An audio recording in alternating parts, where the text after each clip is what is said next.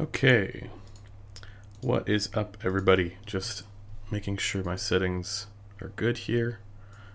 Doing a slightly different setup. I've switched adapters, so hopefully it doesn't stutter on me. I'll be relying on you guys to let me know if it's okay. For whatever reason, I switched HDMI USB to HDMI adapters, right? I was using a 4K one before. Now I'm using one that's 1080p, and for whatever reason, it completely changed all the colors. So I'm looking at the colors, and it's like super wonky now. It's like pink and green. I don't know. So I don't know how to fix that. Maybe like this. Maybe.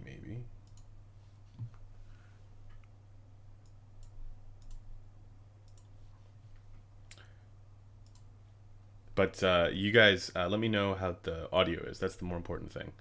I'll get the video stuff figured out eventually. Is the audio good? Are our levels good? Let me know. I don't want to be clipping. But yeah, so today I might as well launch into it here. What we're going to be doing is a quick live stream impressions of the Meze audio Lyric, which is right here. And then after that, we'll just do a regular Q&A. And so feel free to ask me questions about the Lyric, but also just in general, we'll do a regular Q&A, ask away. But let's leave those questions until after we talk about the Lyric. Audio's good? Okay, that's great. Did Chronicle get a broken unit of the Lyric? His measurements look as bad as HD 820. Yeah, so the Lyric that I have here doesn't measure like his. Not totally, but there are it's pretty similar. But we'll get into the measurements here in a second. So, first impressions of the Lyric, and if anybody hasn't seen Chrono's review, that's an additional perspective that's already done on the channel. Definitely give that a watch. But my impressions are a little bit different, even though there's definitely I totally get why he said what he did about the Lyric, and for many of the aspects I hear it exactly the same way that he does. So let's get into it first. Let's talk about the build and design and comfort and all that stuff. And this is probably my favorite looking headphone, period. I can't think of anything that looks better than this one. So again, wonky colors of my camera's color science aside, at the moment, this is a fantastic looking headphone. And it also feels great. Like, this feels like, is this like leather or something? It's some sort of material that feels both sturdy and like sleek at the same time.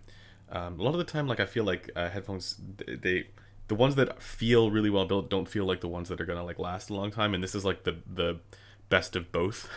It does have some mild spring to the cups here. And then it has Meze's usual kind of extension system for the arms, and I love this system. And yeah, everything down to, like, just look at this, right? Like, look at the way that the arm attaches to the headband. It's just crazy, the way that this has been engineered. Now, of course, for the drivers, they are using, and by the way, the yoke, look at that, man. Like, we are definitely into like fashion headphone territory with this, because it looks amazing. Just ridiculous design. But okay, for the driver, you got the Renaro driver in here. That's a different one from the Elite and from the Empyrean. This one, or at least it appears to be. And then also, I don't think the pads here are removable. I haven't tried to remove them. I have to do some more research on that, but I don't think they are, which would be a little bit of a shame. And people say, you know, like, oh, I can't believe the pads wouldn't be removable on this stuff. If you think about like the DCA headphones, the Odyssey headphones, where they have adhesive mechanisms for removing them, those that method is a requirement in order to get the headphone to sound the way that you want it to sound. And it wouldn't surprise me if there's a similar reason for these not being that same magnet style that you get on the Elite and the Imperium. But I could be wrong about that. I haven't looked into it enough, so this is just for the first take. On the inside of the pads, so by the way, the pads, they are an oval-ish ear shape, so that's nice. and then the inside of the pad is kind of like a suede material. And so yeah, for the looks, the design, and also the comfort, this is outstanding. Just on another level compared to everything else that I've tried other than Meze's other headphones. Now, I like the look of the Liric. Sorry, have I been saying Elite this whole time? I like the look of the Liric better than that of the Elite and the Empyrean. I just think it's a more classy, professional looking design. And it is smaller. It is also, portable. But and it's also not quite as comfortable as the Elite or the Empyrean, but it's not far off. And I do find this to be more comfortable than the DCA Aeon 2 Noir, which is over there. And that's already a very comfortable headphone. The other thing about this is that the isolation on this, again, for the way that it couples for me on my head, the isolation here is outstanding. It's some of the best. Like, it's to the point where there was stuff going on in my apartment that I was just like, wait, what? That's happening? I just couldn't hear it. So, very isolating.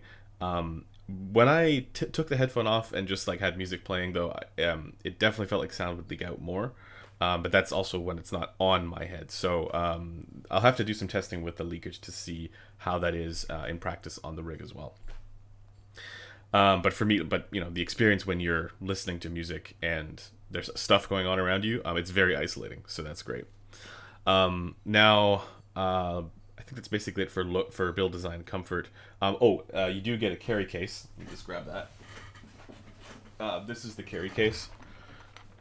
Somewhat fun looking carry case.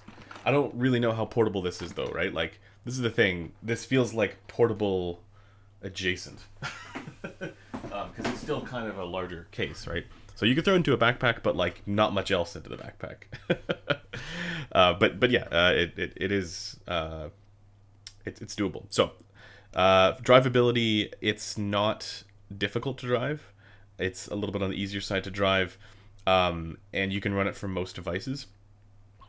The sources that I used were when I was in the studio, when I was doing my initial testing, I was using the HPA, the Bioelectric HPA V550. But at home, where I am here, I was using the THX AAA1, the SPL Phonitor X, and I'm currently running it off of the Amps and Sound Kenzie out of the 32 ohm out, and I'm just testing to see how it does with some tube amps. In general, I don't find that it changes substantially depending on the source that you use, so that's just interesting. Yeah, okay, so now let's get into the frequency response, and I'm just going to throw that up on the screen here. And again, this one is a little different from what Corinne's showed, but I have channel matching for this as well, and the channel matching is also good on this, and I posted that up in the Headphone Community Forum if you're curious about that. But here's what we're dealing with as far as the frequency response of this particular Lyric, because at this point, I mean, we're all doing measurements of this stuff, and if they don't agree, then we can just expect that, yeah, there's probably some unit variation going on. Wouldn't surprise me. We're dealing with leather pads, and that stuff is, it's possible to have unit variation, or cause unit variation. So for the frequency response here, it's a little bit on the esoteric side. It's a little bit... So let me just kind of dive into this, right? Starting with the bass, this is definitely... The first thing I noticed, actually, was that this is a very bassy headphone, especially in the mid-bass with this mid-bass bump. But, importantly, it comes down at an appropriate spot. So I do think that this mid-bass bump is a little too much. It's a little too intense, but it's the right kind of shape. What you don't want is this sort of kind of like bloomy stuff that you get with like the Harmonic Dyne Poseidon, where it rolls off the sub bass, but it's got all the mid bass and upper bass. So at the very least, you have a distinct sub bass presence, just too focused towards the mid bass, not unlike what you get with like a Focal Stelia, that kind of mid bass presentation, right? Now, obviously, the character of the bass is very different because this is a planar, not a dynamic, but in general, there's a similarity to the tone, to the level. And then we get to one of the problem areas, in my opinion, with this headphone, and that's, I'm not sure if you guys can see this here. Let me know if visually this makes sense. But yeah, then we get to the nasally area is what I'm going to call it. So this kind of boost here, it's actually not uncommon to see this kind of thing. There's actually a lot of planars where it has this character to it. But what makes this a little bit on the nasally side is just the proximity of this rise to the kind of dip afterwards, right? So another headphone that was like this was like the Abyss stuff, where it has this bump, and it has that sort of nasally timbre to it as well. It was almost, yeah, I hesitate to say more noticeable on the Abyss, because it was maybe a little bit more stronger. I'd have to double check. But oftentimes what happens when you get this is that you can kind of balance out that nasally character by doing some other stuff up here, depending on the genres that you're listening to and what frequencies those genres are tokening. Because the way that music is going to be represented is going to be different depending on the relationship for fundamental and resonant harmonics of the particular instrument being recorded, right?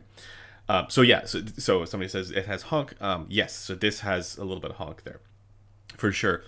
And it's funny, when I was doing my EQ profile, and I was doing my adjustments, turning it on and off really demonstrated the nasaliness of it. But yeah, you can kind of balance that out with some upper treble boosts to kind of overshadow some of those, the way that kind of dominates the harmonic range. So on the Elite, it does do that as well. But the rest of the ear gain here is actually pretty good. Like the ear gain level for, when I say ear gain, that's the upper mids and lower treble. So your 2K to about 6K is pretty good. A few quirks in here, but that's totally fine. And importantly, it's not fatiguing. It's not too much. It's not shouty, right? This is the opposite of shouty. It's just a little relaxed, but in a good way. I think it's solid. Then some of the mid treble there is missing, and you definitely do hear this upper treble shimmery stuff. And so for me, the mid treble level, that's always a point of contention. Remember some of the Odyssey conversations about the LCD5 and all that stuff.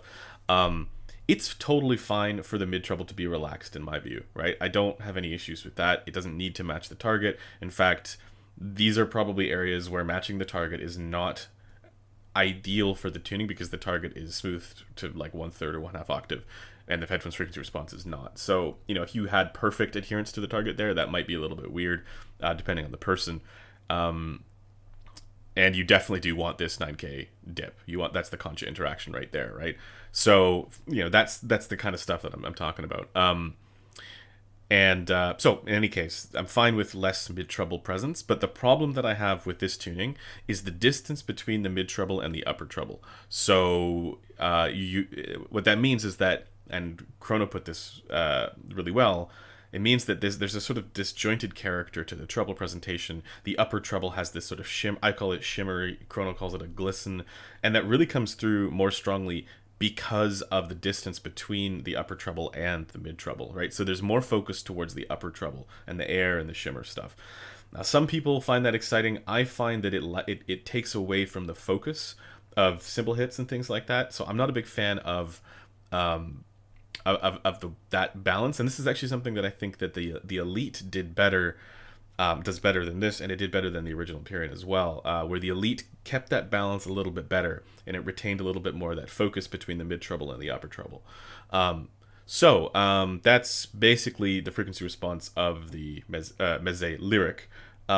It's got that sort of like V-shaped, warm, bright, U-shaped, more U-shaped than V-shaped, because it still has mids, right? Or like W-shaped kind of thing, because it has the honk, the nasaliness around 1K. It's a tuning that is not for everybody. There are some people who love this kind of tuning. I am not one of those people. Now, with that said, it's a generally sensible tuning. And I said this even in my notes. And when I say that, it's because it's not difficult to EQ this, and it's not too far out of whack. So there are things that are generally close to where you would want them to be. Really, you don't have to do that much. You want to drop this 1K by a couple dB with a fairly wide Q value. You want to drop maybe a little bit of the upper bass. That's a taste thing. If you want the bass there, that's fine. Does it have boomy or muddy that bloats? No. So that's the nice thing about where this comes down, right? This comes down at an appropriate spot. It's definitely more on the boomy side than the thud side, if that makes sense. But it's not the kind of thing that is this muddy kind of like drown out the mids kind of thing that you get on like the original Empyrean. So that's nice with this one. But anyways, yeah. So I take down the, actually have an EQ profile. It's up on the Headphone community forum already if you guys are interested in that. Let me see if I have this here. Yeah, so this is my EQ profile. This one that I put together is much more surgical. Again, you probably can't see this that well, but I went a little bit more surgical, and I actually achieved a very good frequency response by doing this. But I also caution people about doing this because you don't want to, again, because there's also potential for unit variation. You don't want to go too surgical on something that might not actually need it for the headphone that you're wearing, like that actual specific unit, or potentially it just has a different coupling than what everybody else has. So you have to use your ears for this. Nasaliness, nasality in audiophile lingo. Yeah, I mean it sounds like this. No, I'm just kidding. It doesn't. But there is definitely a little bit of that sort of like honk timbre is what I'm going. It's a timbral shift that I mean, another example would be like it sounds like you're in a very specific room that is a less ideal room, and where maybe you have like metal walls or something like that, or it's not like an elevator or like a stair. It's not a stairwell. That's a different kind of thing. But like, yeah, a very particular room that hasn't been treated.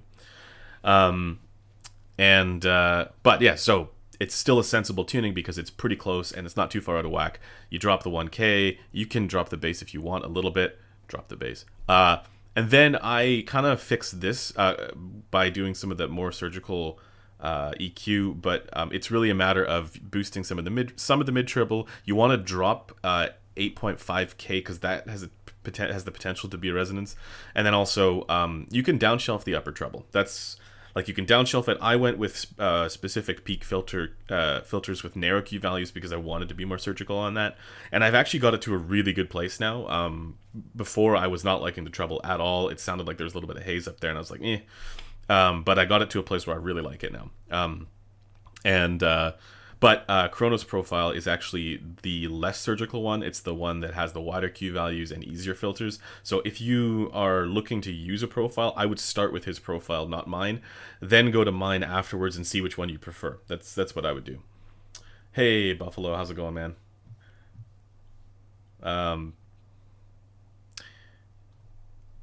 But yeah, so that's basically the tuning, the frequency response. It was very easy to EQ this, and importantly, the harmonic distortion is generally kept in check with this headphone. And when you EQ it, it doesn't throw anything out of whack there either. And it took to the EQ reasonably well. Now let's get into the subjective stuff. And by the way, like, don't think you have to EQ for this headphone. This isn't one of those that's like super out of whack. Again, as I mentioned. It's just one that is enough out of whack where I probably wouldn't use it without EQ. I would choose something else, right? If I couldn't EQ, I would choose like the DCA Aeon Noir or something like that. Or yeah, like a Focal Radiance or Celeste or something like that. If I couldn't EQ, but in any case, let's talk about the subjective stuff now. So all of the subjective qualia. For detail, when it comes to the Mdr Z, the initial leading edge, not as tight and fast sounding as like an HE6, either the original or the SEs, because they're both pretty tight and quick on the initial leading edge there. This is a little closer to some of the like LCD2 kind of speed, where it's not, it's the balance is still good between the immediacy of the initial leading edge, the snappiness, and then the clarity for trailing ends of tones. That's really more kind of how I see it. Like the LCD-X and LCD2F do a really good job of clarity for trailing ends of tones and microdynamics, and that's really where the Lyric, that's the strength of the Lyric as well. I actually think that to a certain extent, the DCA Aeons are a little faster and snappier on the initial leading edge, like the Aeon 2 Noir. in particular, or at least Aeon 2 with the perforated pads. It sounds a little snappier and quicker on the initial leading edge, but the Lyric is a little better for clarity for trailing ends of tones. And actually, when it comes to the detail aspects in general, I'm not particularly impressed or overwhelmed by this headphone. It sounds like it doesn't have any issues. It's not blunted whatsoever, and again, its biggest strength is the clarity for trailing ends of tones, the microdynamics there. It's really good for that, but just not like, again, at the price point. So this is $2,000.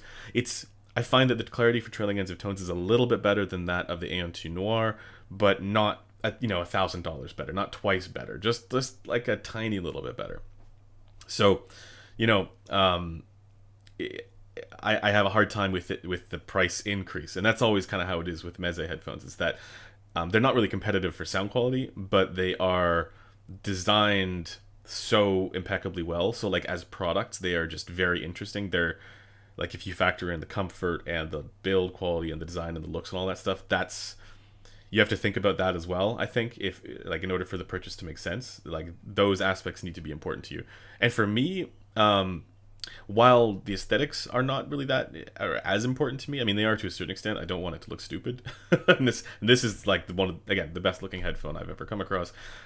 Comfort is also like super important, and these are very, very comfortable. Then moving on to Soundstage and imaging and layering and placement. Soundstage is a little bit tighter on this one compared to the open backs, which is not it's not unexpected at all. Or it's a little bit more tighter is the wrong word, because it's not super tight or anything or claustrophobic. It's just everything is a little bit more like I'm a little closer to the music basically, and on some of those other ones it's like I'm sitting further back. The image separation is also good. It has so good, generally good, yeah. Again, not like HE6 level or anything like that, but still very good. And then it has this really interesting character for its layering and image placement. So let me talk about that a little bit. I was listening to a track by Go Penguin, and I can't remember the name of the track right now, but there's this really interesting pan from left to right that's very consistent tone. And on this headphone in particular, more than other headphones, it was the most gradual pan, like the most specific placement for the images as it was going across kind of like the head stage there. So I found that to be interesting. And so I mean, as Corona was talking about, he described this as a sense of layering, and I'm inclined to agree that it has a very good sense of layering there. With that said, it's not meaningfully better than other planars at instrument separation. In fact, I think there's other planars that are around this price that do a better job of instrument separation and control during busy passages. So that's not where the biggest strength is for this headphone, but it's still reasonable on that front. And then again, yeah, the image placement is very specific.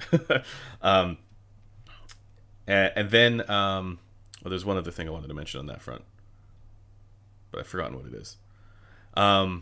We'll come back to it. For dynamics, this is where, the last thing I want to mention about the detail is that I do feel like the treble detail is like, it has this kind of weird splashy hazy character to it, which is not quite as clean as what you get on something like an Odyssey LCD-X. That's the other drawback.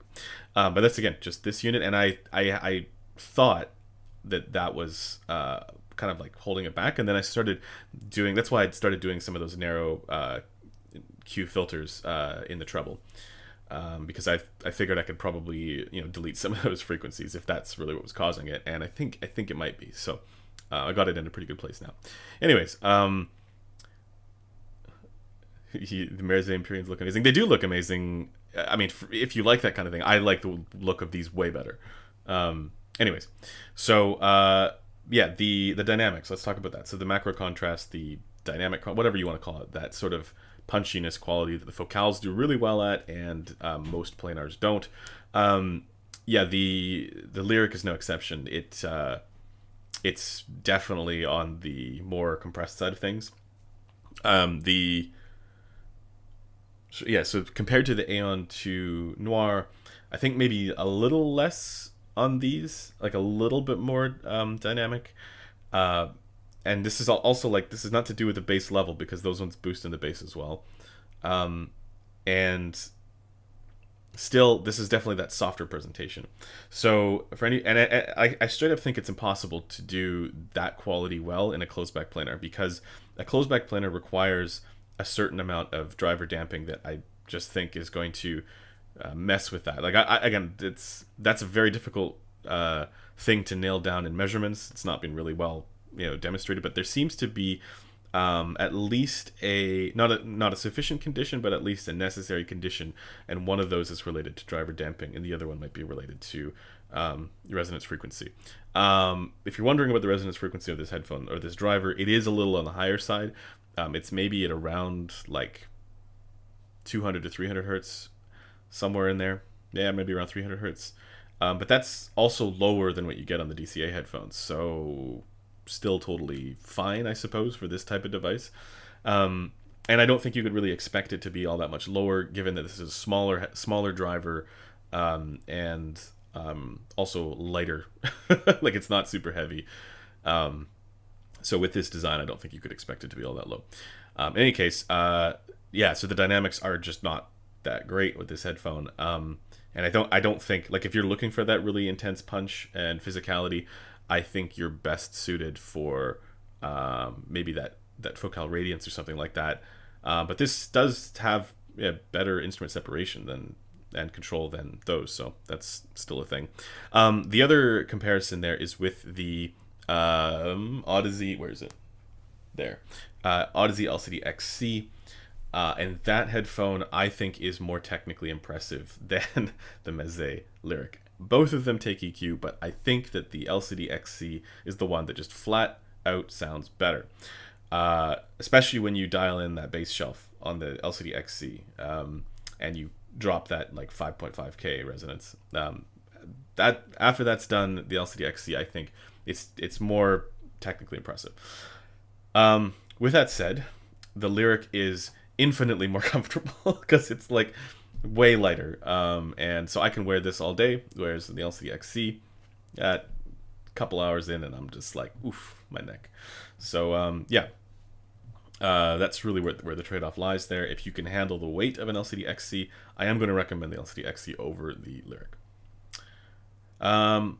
But yeah, I think that's basically it. My general sense of this headphone is that while it's similar to what Meze's other headphones are. They're interesting products that are a little bit more esoteric on the tuning, and they are competitive for certain aspects, like, for example, how well they handle the upper mid-range, but they're not particularly competitive for some of the technical qualities that I think in when it comes to sound quality, when we think about like other headphones around their given price tags.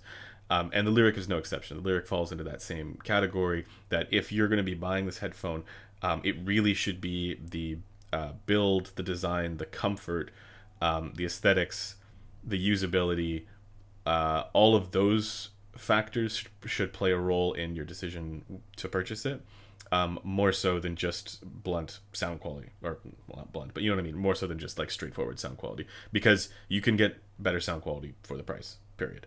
It's just that comes at the cost of like 700 grams on your head. So that's where the trade-off lies.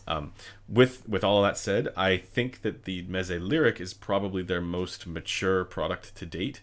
It just feels like a very complete product that they didn't. I mean, like, if they had released this at like $4,000, it wouldn't be out of, or $3,000 or something ridiculous.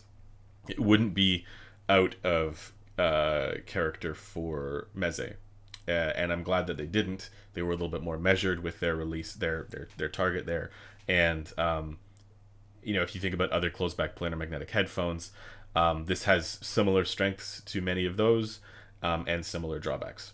So it's not totally out of whack on this one, and as far as the price point is concerned, and it's not too difficult to get this to sound pretty good.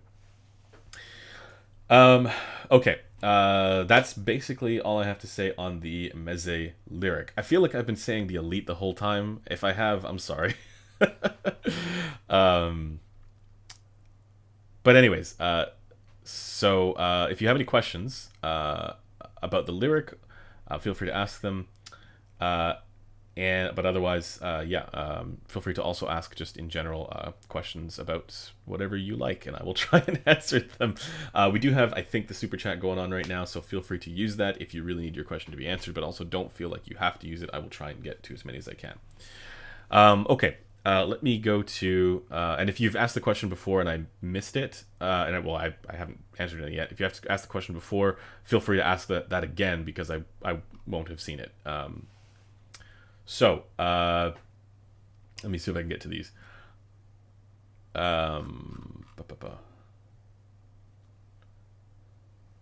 do these compare with the Sony Mdr Z1r? I'm probably not the right person to ask that because I don't have a Z1R on hand. But I know that the Z1R doesn't have the concha dip, so it's probably a bit of an issue with the resonance in the upper treble, mid and upper treble. Okay, I sold my LCD XC, wasn't using that much because of their weight. Shame. Yeah, exactly, right? That's really what it comes down to. The headphone design always requires a certain amount of trade-offs, and you can't, like, it's very difficult to make something perfect without, sacrificing one thing or another. And so somebody's asking whether the Lyric is as good as the Focal Celeste. It's just different, right? So for the tuning aspect, without EQ, the Focal Celeste is a better sounding headphone. When you dial in the EQ and you get it to sound, pretty good. Again, Chronos is a good profile to follow. Then it starts to become more competitive. So it sounds better than the Celeste, right? So and it depends. If you want the dynamics, the Celeste would be the way to go. If you want that separation and control from a planar, then, and that clarity for trailing ends and tones that this does really well, then the Lyric would be the way to go.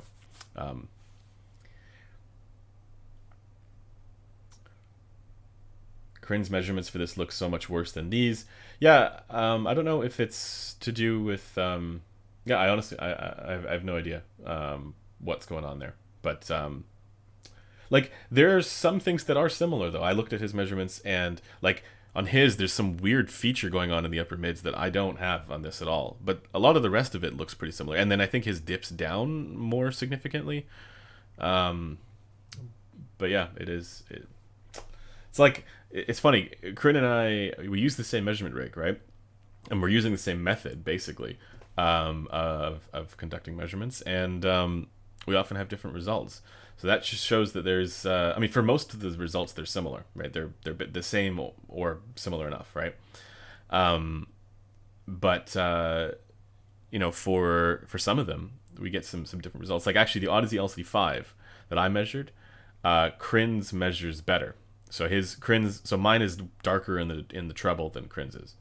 And mine is hotter in the upper mids than Crin's is. So there's definitely some unit variation going on there. And also, I know somebody else who has an LCD5 who has described it more along the lines of the way Crin's measures.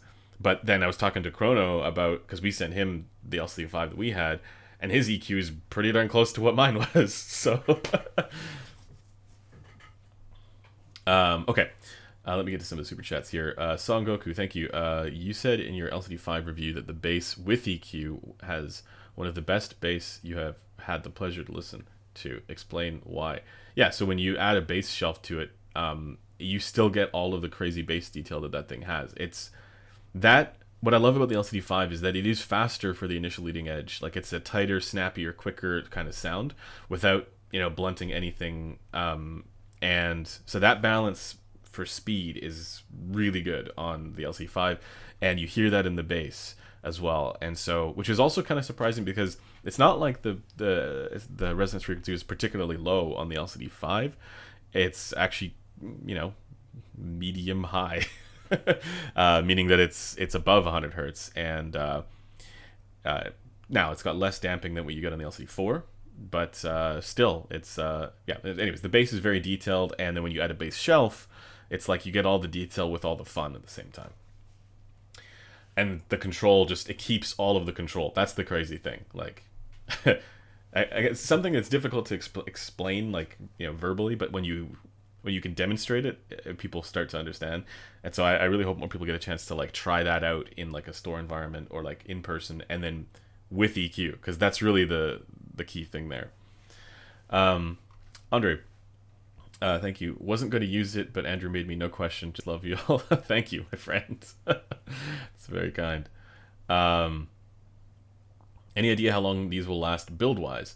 Yeah, I expect them to last pretty long. I think they'll be pretty good because they feel sturdy, and also like it's not like, okay, the LCD, the Odyssey LCDs have good build quality in the sense that they feel like they're made of, you know, solid materials, but that doesn't necessarily mean that they're going to last a long time, right? They probably will, right? But it's like, you want to be careful with those headphones. You don't want to just like throw them into a backpack and stuff like that. With these, I also feel like I wouldn't want to just like throw them into a backpack, but I think they have a little bit more of like, I wouldn't feel bad about just like, you know, putting them on my desk, you know, without a case or anything like that, or without a mat. Like, I feel like just on the table would be fine. So yeah, I think they will last reasonably well. Just be careful with your expensive shit. Curious to know how the Liric made the Headphone Show Christmas list for the top closed back over some others, and after your comments here. Thank you. Yeah, so Chrono wrote that entry. When I put it on my top closed, what the heck is going on here? Oops, there we go. Yeah, so that was that was Chrono's entry. I don't know if I would put it there. Again, Chrono also EQs stuff, right? So, I can see a reason to choose this over the DCA Aeon 2 Noir, and so for that reason, I think it does belong on a, you know, top closebacks list. It's just that it's not that it's not that it doesn't benefit from EQ. So, if you think, like, you know, how could you make a close? I think the bigger question is, how could you make a closeback buying guide, like best closebacks 2021 list, and put something on there that requires EQ? And then if you look at the frequency response of every closeback headphone apart from the K371 or like the DCA Stealth and stuff like that, like, you know, most closeback headphones have some sort of esoteric frequency response that benefits from EQ. So, so yeah, I think that explains why Chrono put it on the list. And I can see a reason to get the Lyric over the LCD XC. It's way lighter and way more comfortable.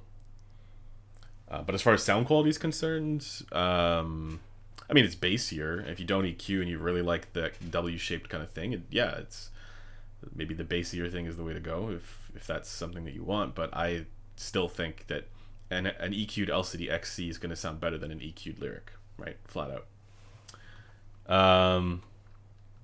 Rob, thank you. What is your favorite IEM so far this year? Like IEM that's come out this year, or like IEM as of 2021 now?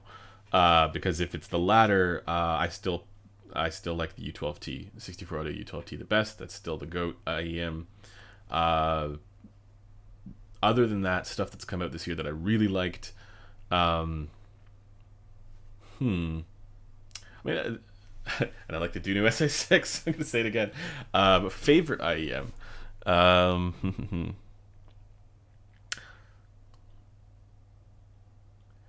My favorite IEM that's come out this year would probably have to be either the Moondrop Variations or the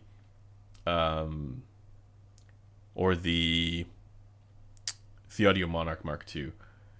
I would put the Symphonium Helios in that category as well, but the fit is a bit awkward for me, so I think I would probably gravitate to the other two. Also really good.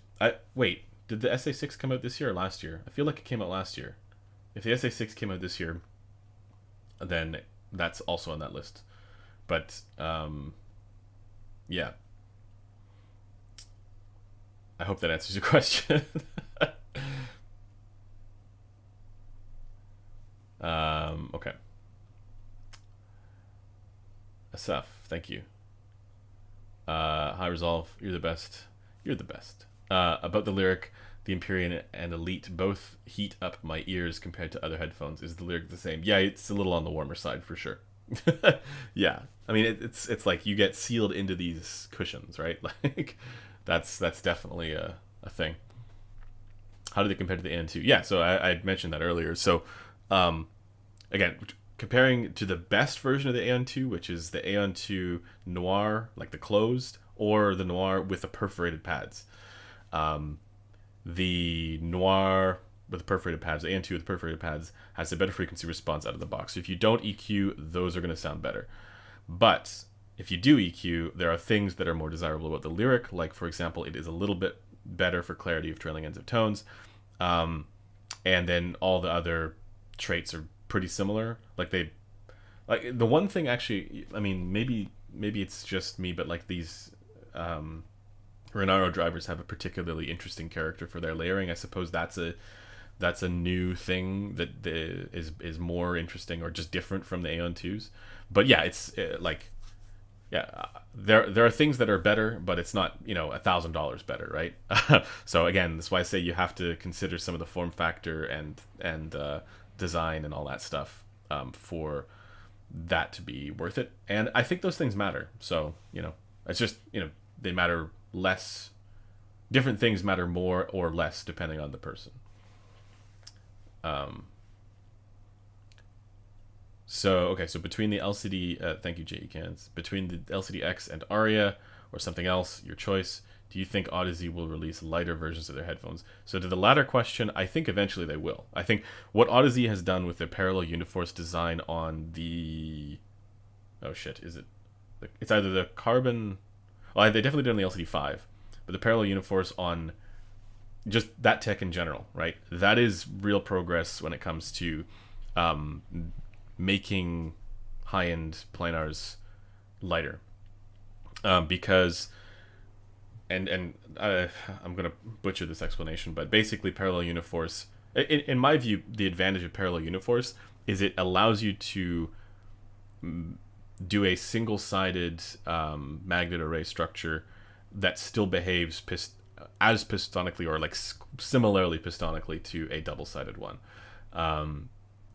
where you have basically more uniform movement for the diaphragm than if you didn't have the variable trace pattern or magnets on both sides. So the fact that you can have the variable trace pattern means that now the trade-offs aren't as significant when you just have magnets on one side. Now whether they will release those at lower price points is a different question. But yeah, I think eventually they will take this technology and you will hopefully see it in lower priced headphones as well. But anyways, to the earlier question between the LCD X and the Aria, if you want a slightly more analytic and clarity focused presentation, go for the Aria. If you want a slightly warmer and relaxed presentation, go for the LCD X. But they're both good. I was listening to the Aria recently again, and it reminded me of how detailed that headphone is. Like it's very good for detail. But if you're treble sensitive, definitely go for the LCD X. The Aria is a little forward there. I mean, it's all balanced out for the ear gain. Like the lower, so the upper mids, lower treble, mid treble, and upper treble all has, especially the V3, it all has the right kind of balance for resonant tones and for fundamental tones and the resonant harmonics, which is more important than adherence to a target. Like, let's just be clear, that's the most important thing.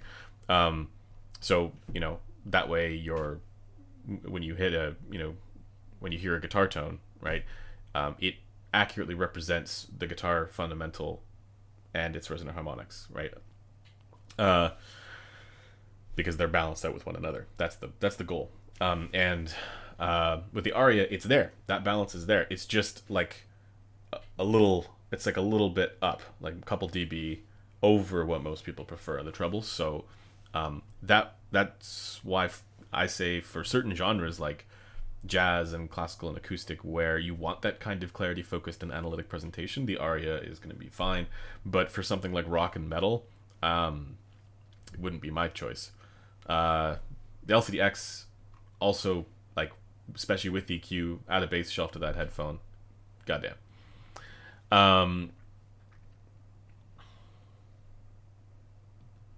So, but make sure it's the 2021 LCD-X, not the 2020 version. Or the, yeah, not the memory foam version. Stax X9000 review on the horizon. Not, nothing is imminent on that one. I'd like to review it, though.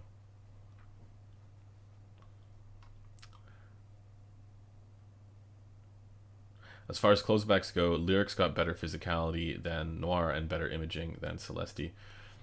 So yeah, that image placement is I think one of its unique characteristics. Better physicality than the Noir, not much. Not much. Like, they're in that same fairly compressed planar kind of presentation, but I think that's how all closeback planars have to be. I don't think there's much alternative there. At least nothing exists so far that has the kind of dynamicism of a Focal, for example, or like that Fostex TH909 thing, right? That's really the trade-off. And when we're talking about this stuff, that's that physicality. That's not bass levels. And I think a lot of people confuse those things. Will you review the Hi-Fi Man HER10? I don't know what the R9 is. I've already done a post about the HER10P. That's one of the weirdest headphones I've ever heard in my life. It is detailed, I'll give it that. But man, is that a very weird sounding headphone. So if you're curious about that, the measurements that I did are up on the Headphone Community Forum already.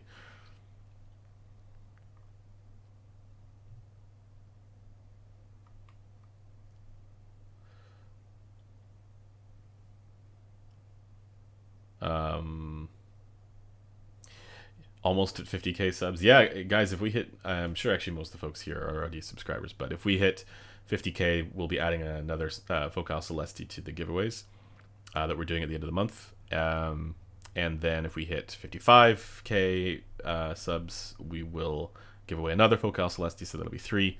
If we hit 60k, we'll give away 5 Focal Clears. 70k, we'll give away Utopia. This is all inspired by Crin's subscriber challenge, but he has a following that we don't have outside of YouTube as well. All right, let me keep going here. Talking about longevity, I have a pair of Mr. Speaker's Aeon Flow clothes that I use for work about 10 hours per day. They are several years old and literally look new with changed pads. Incredible build quality. The only thing on those Aeons that I noticed with the build quality was that the carbon fiber can scratch pretty easily. So that's kind of, I mean, but they still work. And then also the on one of the ones that I have in the studio, the damping is like coming out the bottom. But I'm kind of okay with that. Yeah.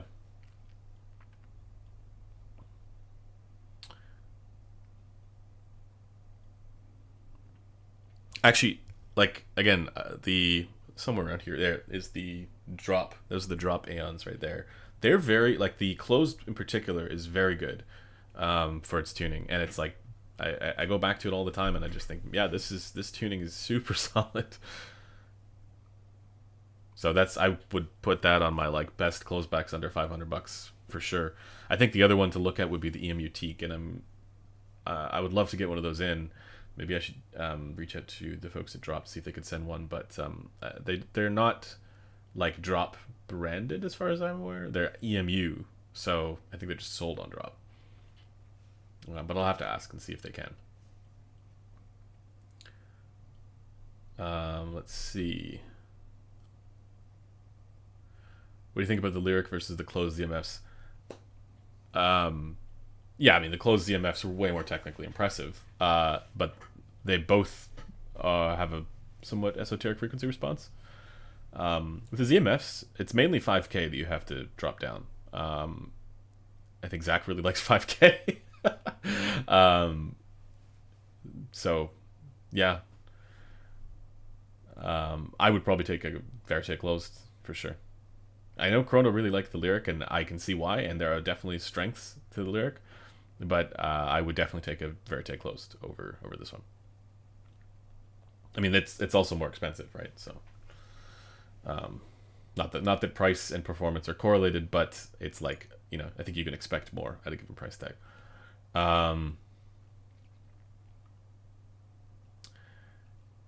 What about versus an LCD2 closed? That's I need to get a new one in, like a 2021 version in, because the older ones had this bonkers frequency response that is not competitive. But maybe the new ones are. Actually, that's a good question. I think you're going to run into the same issues with the LCD-X though, where it's like, or XC, where it's like, if it'll all depend on the weight, whether or not you can handle the weight. What's a good DAC for the THX 789? Literally anything that doesn't have any of the modern good enough options. Doesn't Master make a DAC for that? I thought they did. But I'll give you an answer. Sonko's LAQXD1 is fantastic. Get that combo. Then just run it all balanced. Not that you need to run it balanced, but yeah. Is there a headphone would you consider a triple S plus? Triple S plus? No.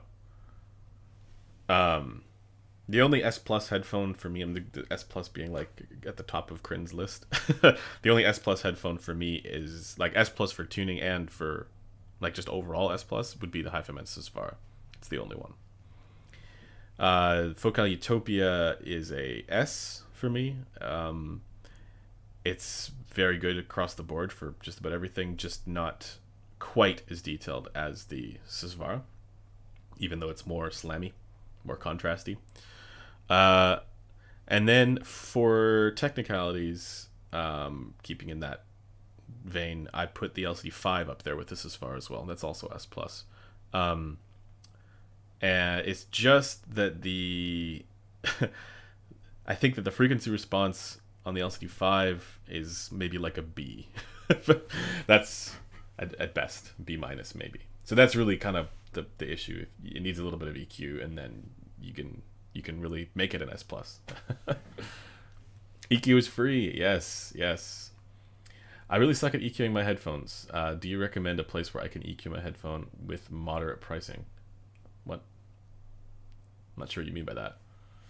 If you're not good at, say, it's not about being good. It's about taking the time to bother to do it and listen. Right? That's the key thing with EQs. You actually have to listen. This thing here, I have a video coming out about this. This is the Qdelix 5K. This is nuts. And everybody who's like, I don't want to bother learning how to EQ or doing EQ, I just want profiles, which you have to be careful about. You still have to use your ears. This thing has all the auto EQ profiles in it. So now maybe that you have a headphone that there isn't a profile for it, but man, this has so many profiles. So that shocked me. And it's also got a full parametric EQ function in it, which none of the other little devices do. So but yeah, I was very impressed by that thing.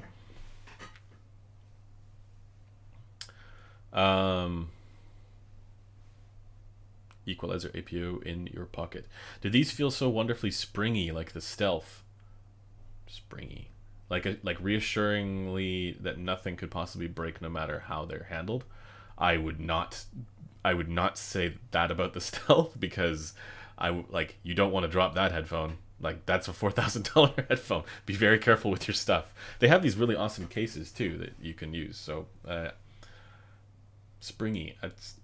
Isn't like a carbon fiber on the Stealth?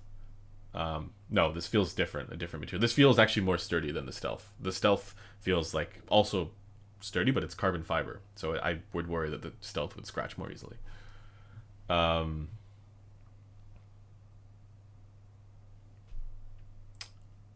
you measure a human headphone? Well, what the hell is a human headphone? On a human? Good morning from the Netherlands. Good morning. Goedemorgen. I think I'm saying that right. I don't speak Dutch. I can speak some German. I was thinking about doing a full intro to the stream in German just to throw people off.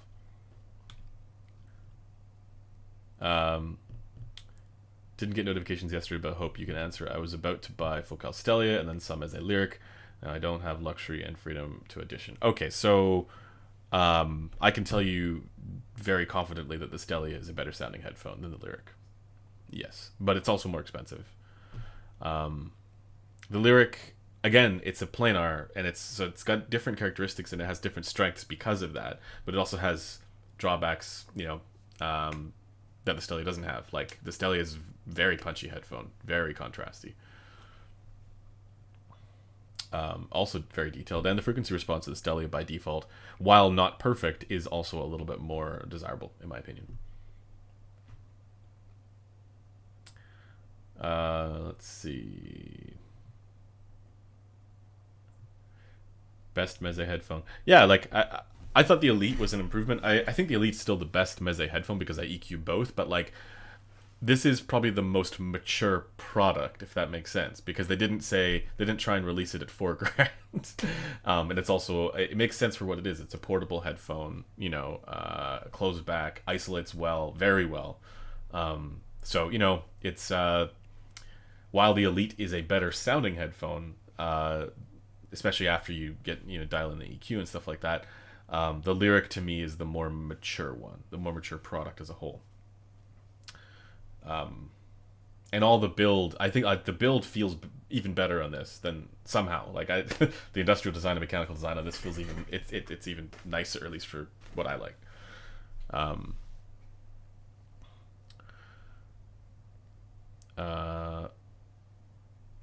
Oh, the human headphones, is that the like weird, like, they look like pucks that you put on your ear that just sort of hang out there and there's no headband? I think Sankar had those at CanJam back in New York in 2020. Yeah, there's no way those are any good. Will you be reviewing the Hi-Fi Man Edition XS? Maybe at some point. It's not on my radar right now, but at some point. Oh, that's Drifting Bunnies. What's up, man? I didn't even see that was you.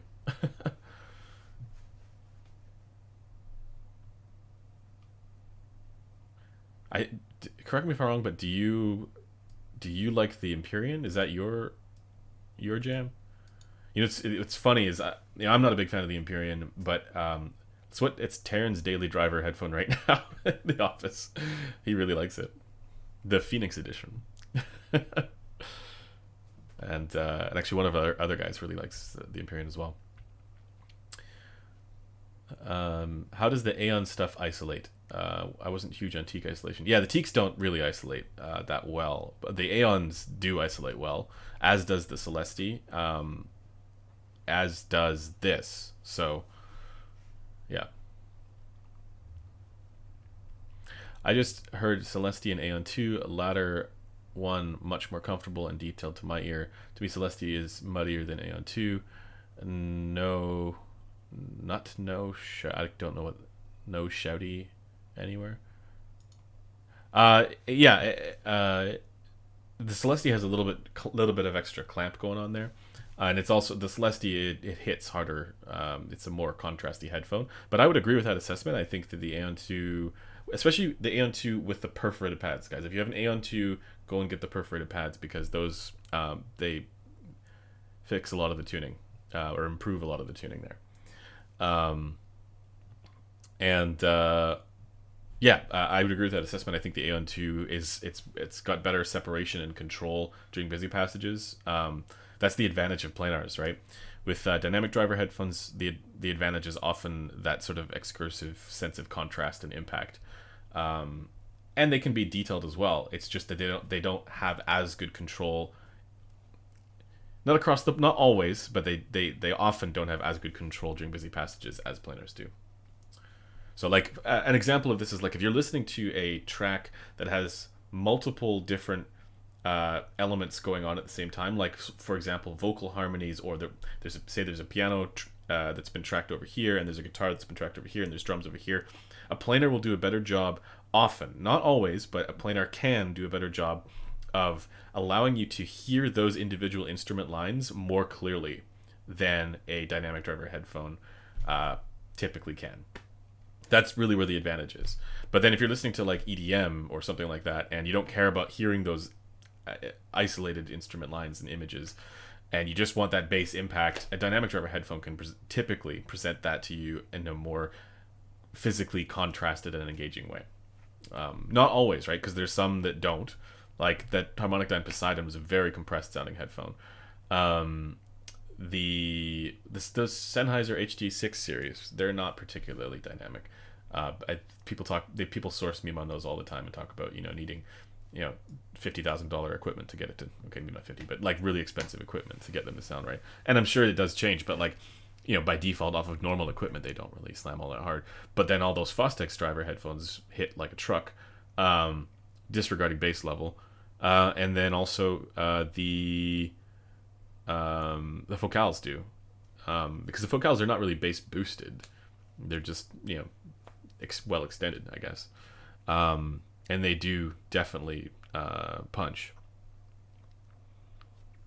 And then for planars, and there's other ones too, like the Timpani driver stuff, like that Borealis hits pretty hard for dynamic driver stuff. For planars, it's a little bit more scarce and a little bit more rare because you have like the Hi-Fi Man original HE6, which is, and to a certain extent the HE500. They were that old school kind of like very intense planar. The LCD4 was pretty good there, but then some of the newer ones are not like that at all. So yeah.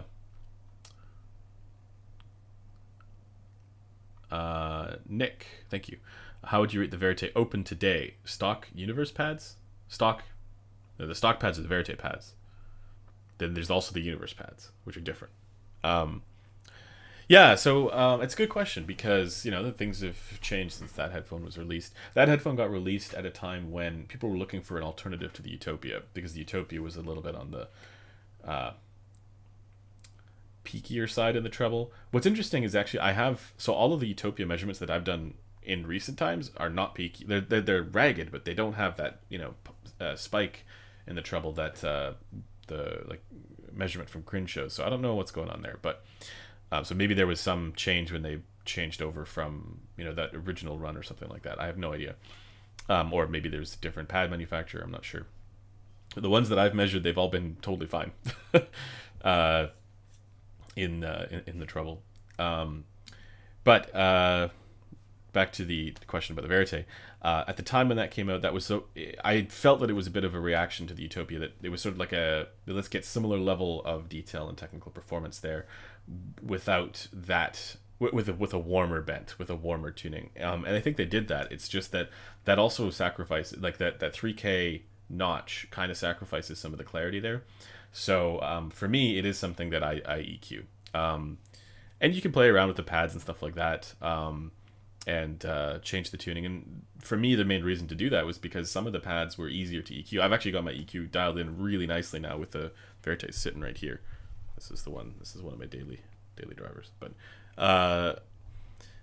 and yeah, so I think that it is, for its technical aspects, it is competitive. It's just that, or at least it's reasonably competitive, right? It's not completely Utopia level, but it's like one of the better performing dynamic dynamic drivers specifically. Like that driver is one of the best drivers out there, I think.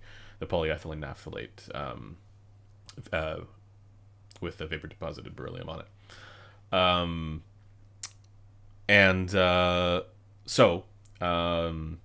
think it's a little tricky because it's a little tricky because not everybody has access to a Gross rig. Also, the clamp pressure changes the frequency response dramatically. So what you see in the graph is not representative, not at all representative of what it might be like on your head if your clamp pressure is different from what was used to take the measurement. So it can be very difficult to dial that in, and you have to use your own ears for that.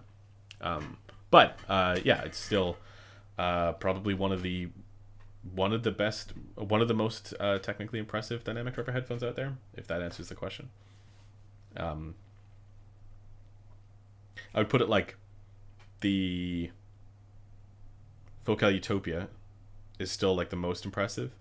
Then you have like, I would put the Verite in that like in the next tier down.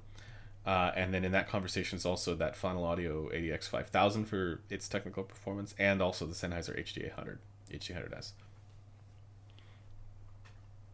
But the Verite also has pretty good sense of impact and contrast to it. So, and the Sennheiser doesn't.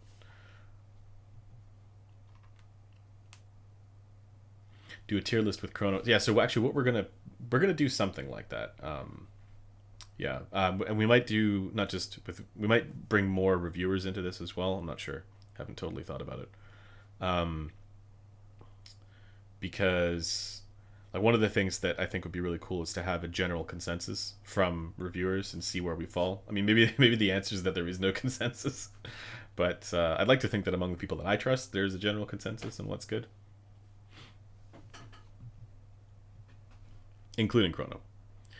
Let's see.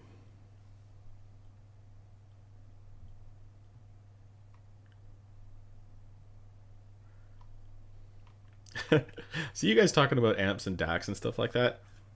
As much as I believe that amps and DACs do make a difference, there is almost no better example of people committing the sunk cost fallacy than when they buy headphones that they're like, okay, they're good headphones, but I want to get the most out of them, so I'm going to spend like just as much on an amp and a DAC. That is a sunk cost fallacy right there. That's like the definition of throwing good money after mediocre money. Because it's not bad necessarily, right? Like you got a headphone that you're like, oh, I like this headphone, but I want to get the most out of it. What if you just like, instead of buying that headphone, just put all of the money together, you know, that you would spend on an amp and a DAC and a headphone, and just said, okay, how much, what headphone could this money get me? So to me, it's like when people go crazy into that like amp and DAC route, like yeah, it makes a difference. They you know, especially if you get that synergy just right, and like, you know, or you maybe you want to mess with tube amps and stuff like that. But just don't commit the sunk cost fallacy. Don't try and fix your headphones by buying a super expensive, you know, amplifier or DAC. You know, put the majority of your spend into headphones, because there's so many good enough amp and DAC options. I feel like this is like the soapbox that I need to stand on and be like, look, you don't need to spend a ton of money on amps and DACs to enjoy your headphones. And if you're trying to fix it, you probably need to either EQ your headphones or just consider what else you should get, like for headphones. Because amps and DACs, they unless you're talking about like some of the IFI stuff where it deliberately does this, they don't change the frequency response. And even in the IFI stuff, like it's just bass boost, and then with the X Space stuff, you get some treble boost as well if you want to. But like, they're not surgical, right? They're not going to have dramatic influences. And people talk about like warm and bright and whatever for their amps and DACs. It's not actually a frequency response thing. That's just what their attention goes to. And maybe there's some that are trying to conserve, you know, certain harmonics to make things sound more sweet and euphonic or whatever, right? And then that gets reported as warm. But this is something to watch out for. Like, the narratives that get created around these different products are, they have the potential to be misleading. Because I don't want to say, I'm not going to say that the person who hears an amp and goes, that sounds warmer, is misrepresenting their experience. It's just that it's not a frequency response thing.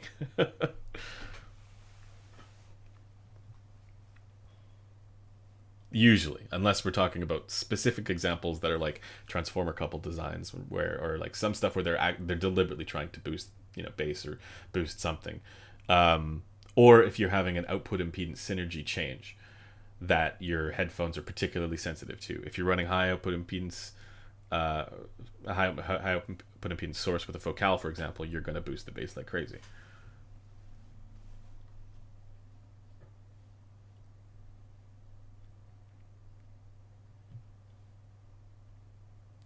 I've heard a lot of good things about DCA closed headphones. Are the opens any good? Generally, no. I should say the I did a video on the drop version of the open versus the closed. But if it's between the two, the closed are generally the ones that sound better. I don't really see a reason to go for the Aeon 2 open. That was one of the strangest sounding headphones I've ever come across. I need to get a new one in and see if they change the pads to fix the tuning, because that was a truly bonkers sounding headphone. And I hope they fixed it. I hope they changed the pads. And so there's no scenario where I would choose that over the closed.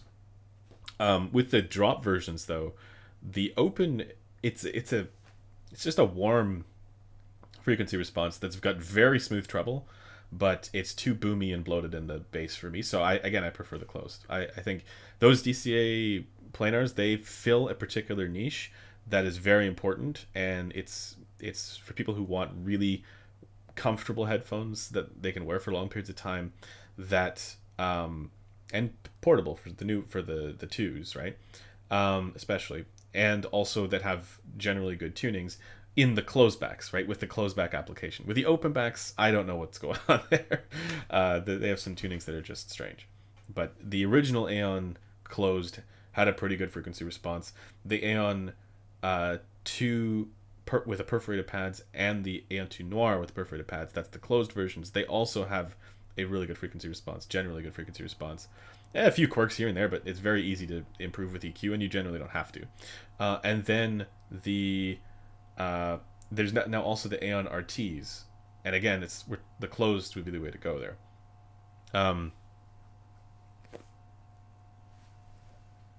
Weird sound going on. Something changed. Anyways, so I hope that answers the question. I have not heard a single DCA open that made me I preferred over the closed. There's some that I liked, right? Like that original Aeon open had a frequency response that was not accurate. It was a little more relaxed, but I liked it. And then I heard the closed afterwards, and I liked it even more, right? So it's like one of those.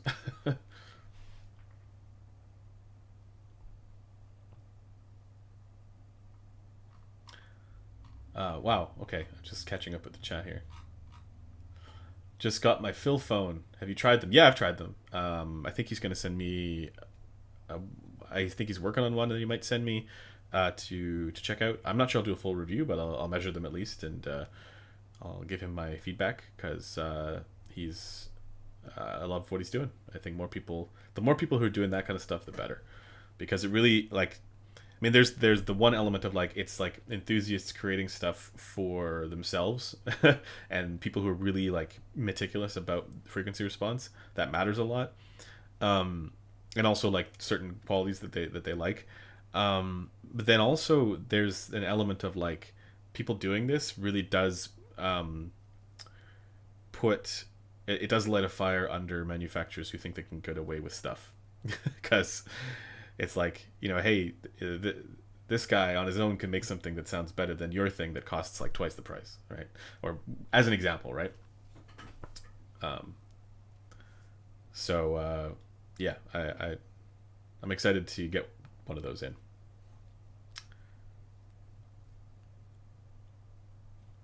All right, let's see. A little bit more here, guys.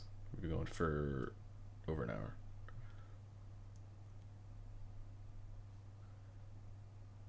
Can't believe people bought the original AirPods and 2 when they have bad battery life and garbage sound in the removal. The headphone jack was normalized, which stinks. But the people are, as far as I understand, there's a trend for the younger generation to, start using wired headphones again, because they don't want to seem like, I don't know, tech hipsters. So they're out hipstering the tech hipsters, which is fun. Sennheiser HD400 Pro, that's basically a 560S. So yeah, I'm sure it's. I don't know what the price is. There price difference? Thoughts on Amps and Sound Forge with the 1266 Phi TC or Sesvara? Decent tube option for them. Yeah. Forge is a tube amp that's, I mean, it's expensive, right? So it's like probably gonna fly. It's not gonna be like that well known of a product. But out of all of those tube amps that I heard, the Forge, I mean, it's basically a fully upgraded Mogwai, or it's based on a Mogwai and it's fully upgraded. Um, and when I was listening to, like, it's one of the most like dynamic and engaging sounding experiences when I was running headphones off of that thing. Just nuts. Actually, Justin's amps in general, they have a tendency to do that. Not all of them. Like the Kenzie's not about that as much. It's more about like that sort of euphony and sweetness character.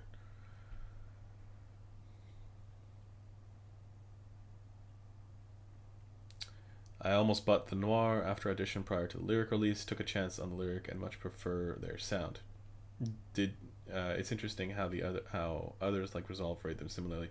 It's Yeah, so they just have similar strengths and weaknesses. It's like they're a similar type of headphone, and have a similar use case. They have a different frequency response, obviously, um, and in both cases there are small adjustments to make. I think the adjustments matter more in the case of the Lyric, but yeah, it's not like I wouldn't EQ the Noir either. It's just that's it's a little easier to run without EQ for me.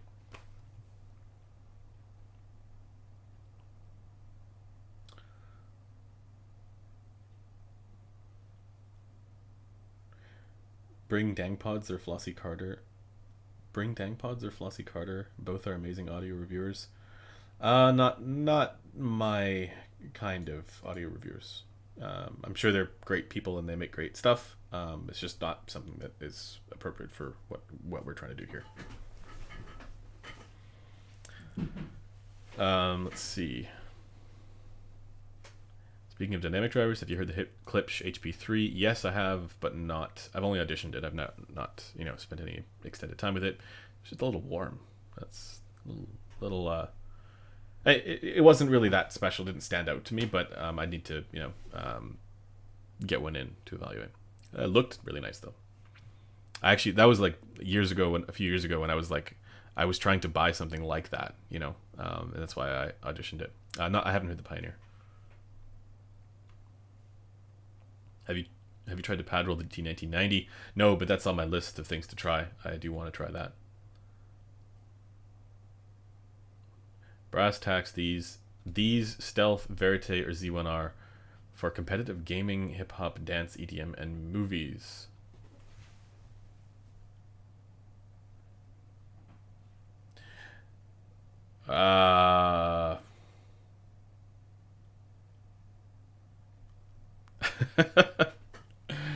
I assume you mean Verite closed. Alright, so it's not the Z1R. It's not... And I assume you mean the Mdr Z1R. I think closed backs, it's tough, man. The Stealth has the best frequency response of the bunch. I'm just trying to think. For competitive gaming, hip-hop, dance, and EDM, and movies, I have an answer for you, and it's the Focal Stelia out of all of those, because those genres are going to benefit from that bass boost, and that sort of macro contrast quality. Plus, I mean, it doesn't have a particularly large soundstage,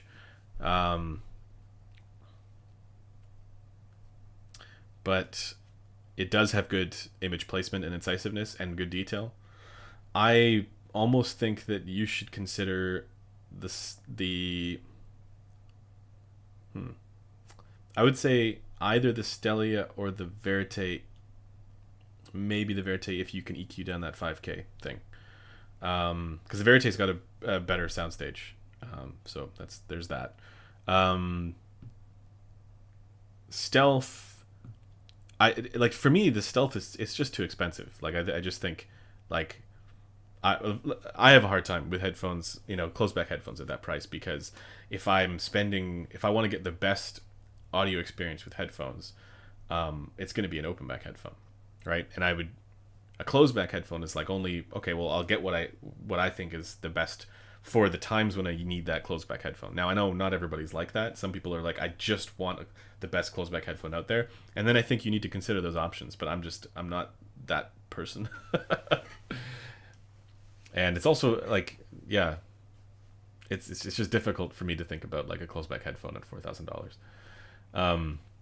But it is, I mean, yeah, I mean, it has the best tuning out of the bunch, so there is a reason to go for that. If it's me, right, I spend most of that money on an open back headphone, and then because then you get like that really true flagship crazy, you know, detail experience. Like you spend most of that money on like I don't know, get like an LCD5 and, you know, dial in the EQ and stuff like that, and then your experience is going to be like ridiculous with that. Then for the closed times when you need something closed back, you get yourself a drop Aeon X closed and off you go. Or something like that, right? Like something way less expensive. That's what I would do. But I know I'm not, you know, everybody. So I think, yeah, I mean, I out of that list, I think that the Stellia would be the best for that specific application. If you're into maybe like jazz and classical and acoustic and stuff like that, I'd say maybe the Stealth would be the one to go for there. Just because it's got more ear gain, a little more ear gain there, and then it's a little bit more neutral of frequency response.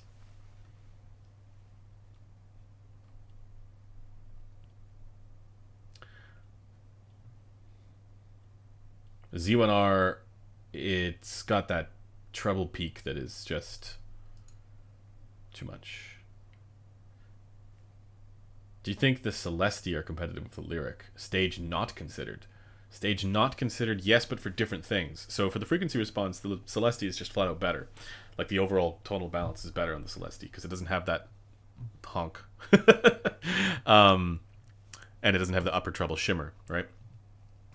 But the image separation and detail, I would say, is better on the Lyric. Or at least because I think planars are just they're better at that, you know, being able to listen, being able to hear and isolate the individual lines in a mix. And if you think that that's important, then, you know, the Lyric would be the better choice. But for the sense of contrast, yeah, I mean, and that sort of like physicality, the Celestia is definitely better. The Lyric is more comfortable. So yeah, I mean, I think they're competitive with one another just for different things.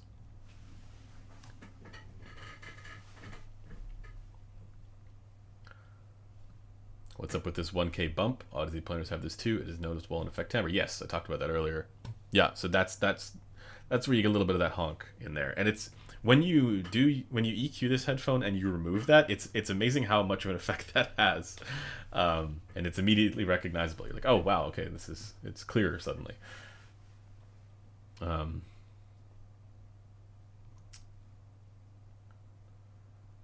LC XC for mixing or something else.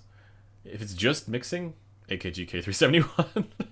I mean, you could do like one of those. I mean, if you need a closed back, I would say AKG K371. Yeah. Open back, you have, I guess, more options as well. But yeah, also for mixing, honestly, the DCA Aeon closed. the drop Aeon closed, because mainly when you're mixing, you want to make sure you're getting an accurate tonal balance there. So I mean, yes, you can use an LCD XC for mixing. I would just you're gonna miss out a little bit on the bass, I think, on the sub bass stuff.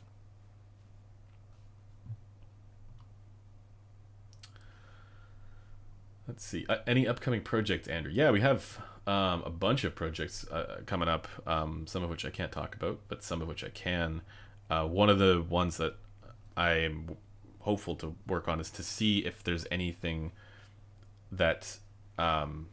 basically to see if it's possible to capture some of these subjective qualia like detail and dynamics or soundstage in...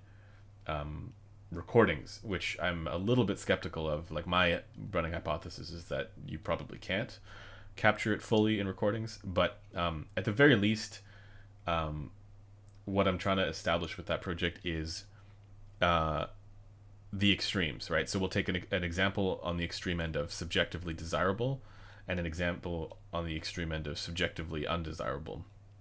for whatever, because it's all just acoustic properties, right? That we interpret as, we express as these various different audiophile terms, right? It doesn't mean anything.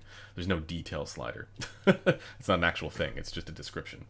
But yeah, basically what we're trying to do is figure out if we can capture the a really good example and have that be differentiable from a really bad example when frequency response is equal, or as equal as possible.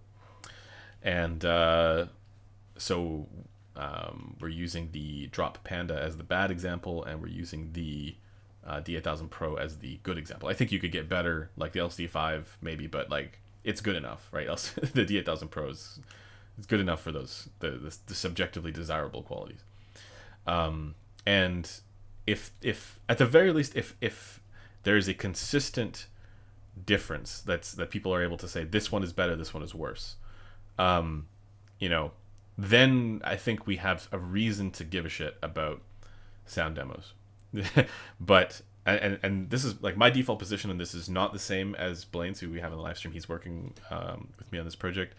I think that the other default position is to say that there's something other than, say, the recordings are capturing everything. It's just that they're people are now being influenced by things that have nothing to do with the actual acoustic properties of the headphone, which is honestly fair enough if that's true, right? It's just that's like I have a hard time with that, because to me those differences are so obvious, and I think like if I'm sure if Corinne were involved in this, maybe we'll get Corinne involved in this, he would also, because he's heard both, or at least he's heard the Panda, right? And he knows how bad that sounds for technical performance. So it's difficult for me to kind of like say, oh well, that experience is wrong because these recordings show otherwise. For me, the more obvious answer is, well, something's lost in the recording. But at the very least, the positive outcome here, the potential positive outcome here, is that we'd be able to differentiate, and then we can get some of that stuff off the ground. Because as it is, I straight up don't think that sound demos capture this stuff adequately. But we need to at least be able to establish the extremes before it makes any sense to compare things that are a lot closer to one another.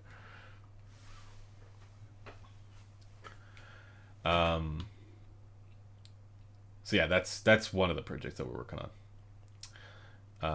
But then also, like, I'm working on stuff to try and, the main thing for me is I want to make like interpreting stuff like this more accessible to people.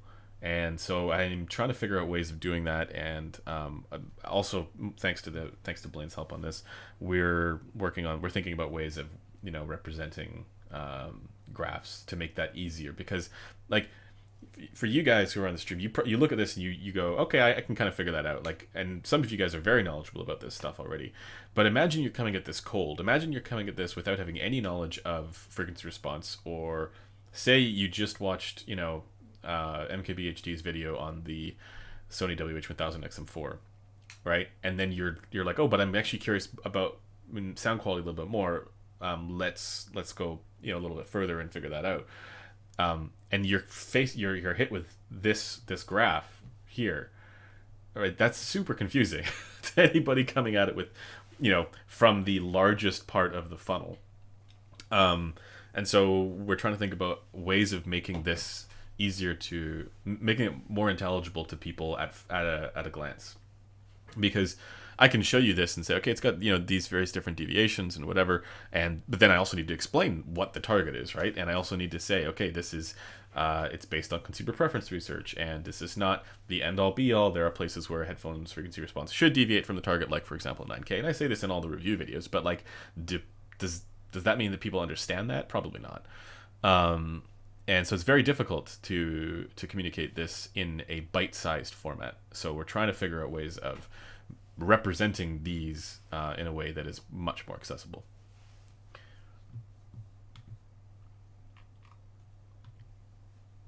Like, and I think that's just sort of a consistent problem that, a challenge that I'm going to need to figure out. And I think others are also trying to, they're dealing with it, because there's an element of this where, if we just keep explaining things, like explaining like the deeper you get into it, the more inaccessible it gets, and the more difficult it gets to communicate this stuff and try and navigate or try and communicate the truth about something, because you could go super deep into it. You could explain everything, and then you're going to lose most people, because at a certain point people don't care. So how do we like make the most relevant stuff also most accessible? And that's a challenge.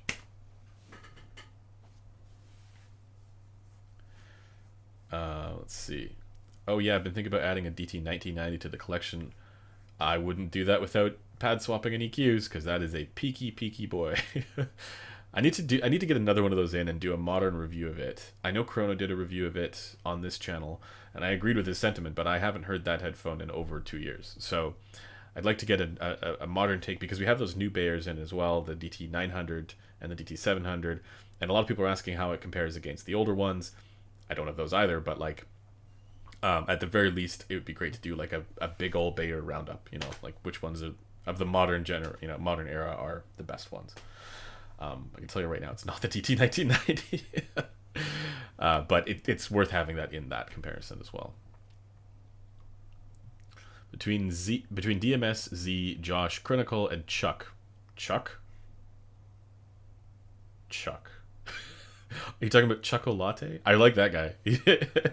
He's I like his he's given, at least for the stuff that I've seen of his, accurate takes. I think if that's the person you mean.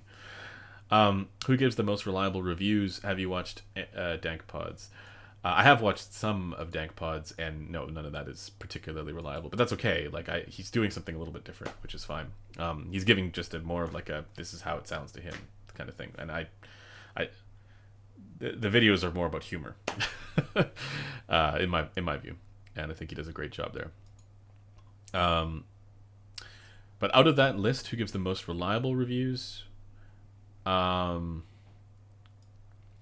it's been easily between Critical and DMS, only because they, at least for me, they review headphones in a similar style, right? So we're speaking the same language.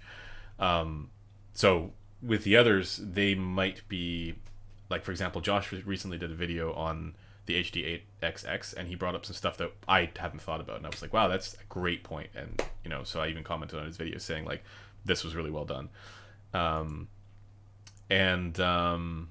think it was that video, might have been a different one, but anyways, yeah, so I like what he's doing as well.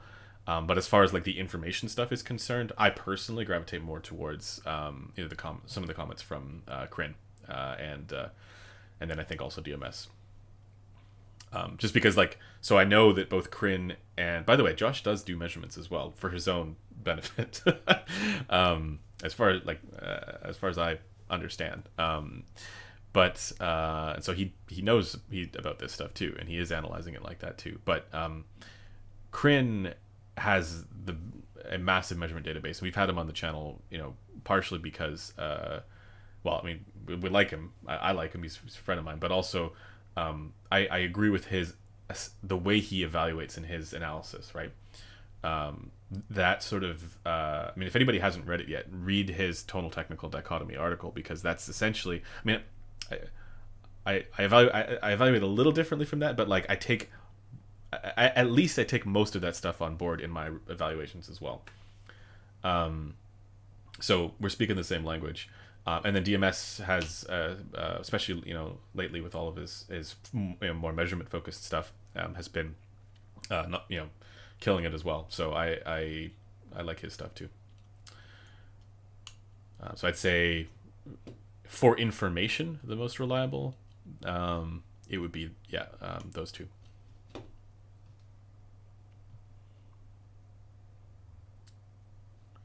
Let's see.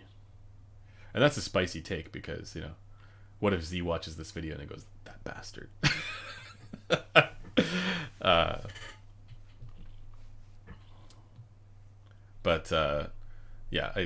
I think, see, goes back to what I was saying earlier. Like, I think somebody like Josh, I think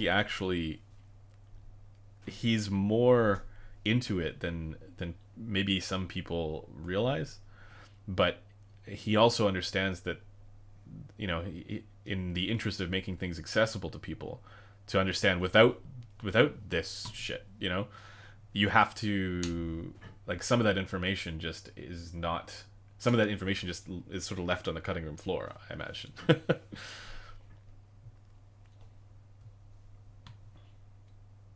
How much of a difference is there between the 1K stuff and the 5K stuff? Say LCD X and LCD 5. Yeah, there's a difference.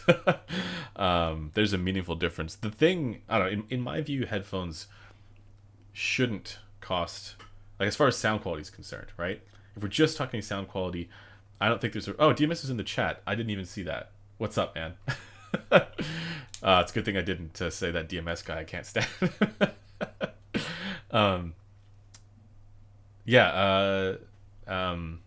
I don't think, when it comes to sound quality, I don't think headphones should cost more than $2,000.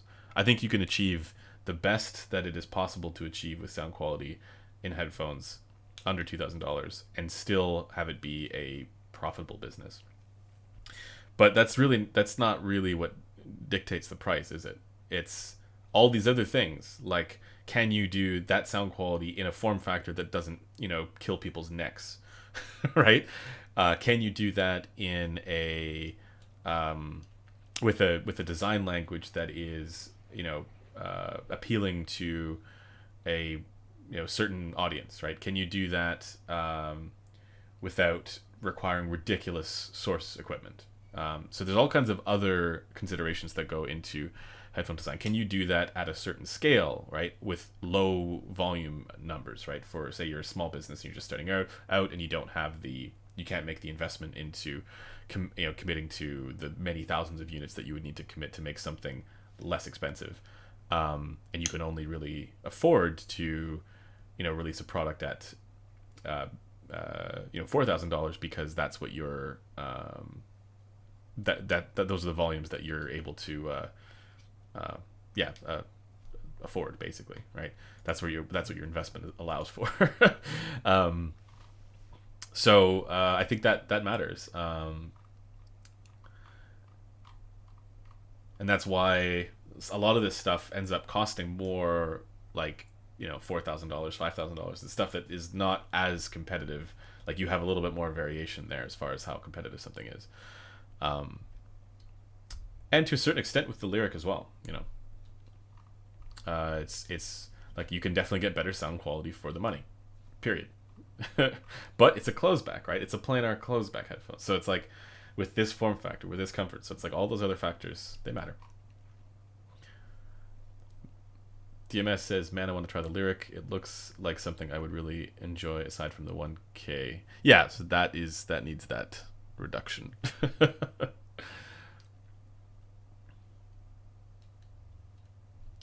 I gotta try that DT1990 with the hybrid pads. I would love to measure that and see how it is. Headphone versus Lyric. Yeah, that's not like, it's, oh, you're asking a heavy open back headphone, AMT headphone, against a comfortable lightweight closeback portable planar. That's apples to oranges, right? If you can handle the weight, I mean, it's just no question, the headphones just sounds way better. If you can handle the weight and of the headphone, head to phone, yeah, it's and you have a powerful amplifier, definitely a headphone.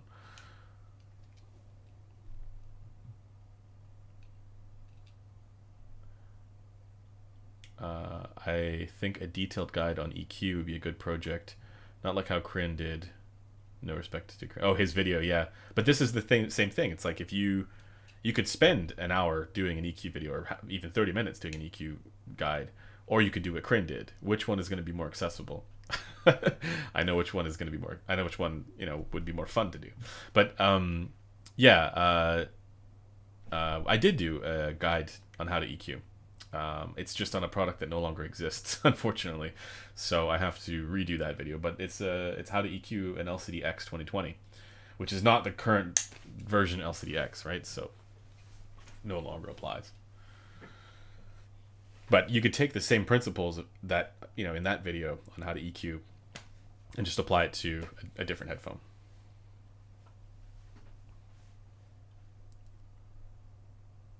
Let me just get rid of this. Well, actually, I'll leave it up. Might as well.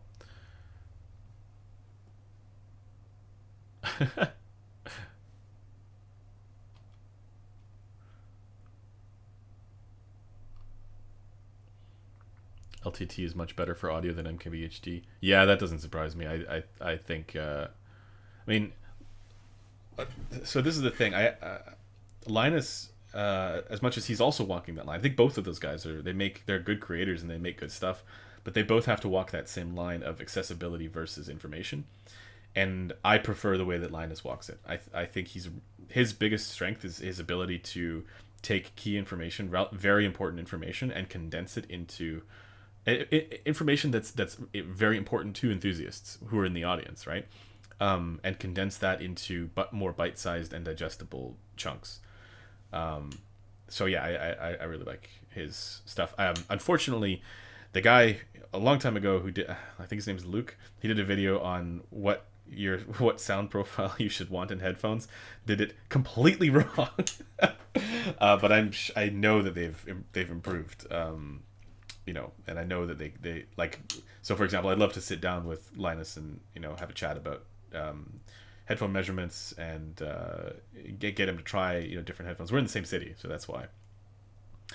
And get him, show him how to EQ stuff or how we EQ stuff. There's a lot of potential interesting dialogue there because I think he's legitimately interested in this stuff.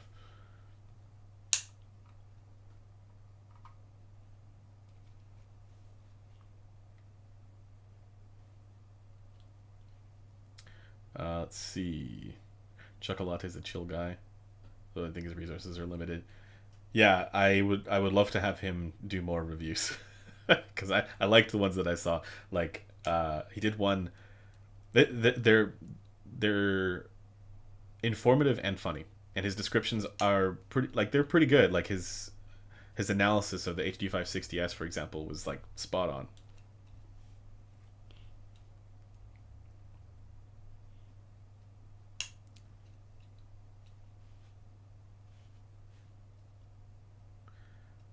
Z is like watching a soap opera. Oh my god. Can you measure a loser ear one? Killing me. Yeah, if you think about like names for there's a Skullcandy headphone that has one of the funniest names, and it was recently posted on ratings. The Skullcandy Grind Fuel True Wireless. I'm like, what is that?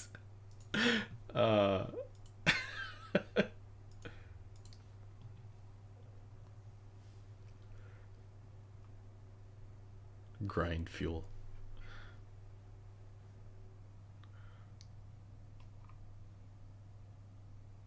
Is the HE1 worth it? No, it's 50 grand, isn't it?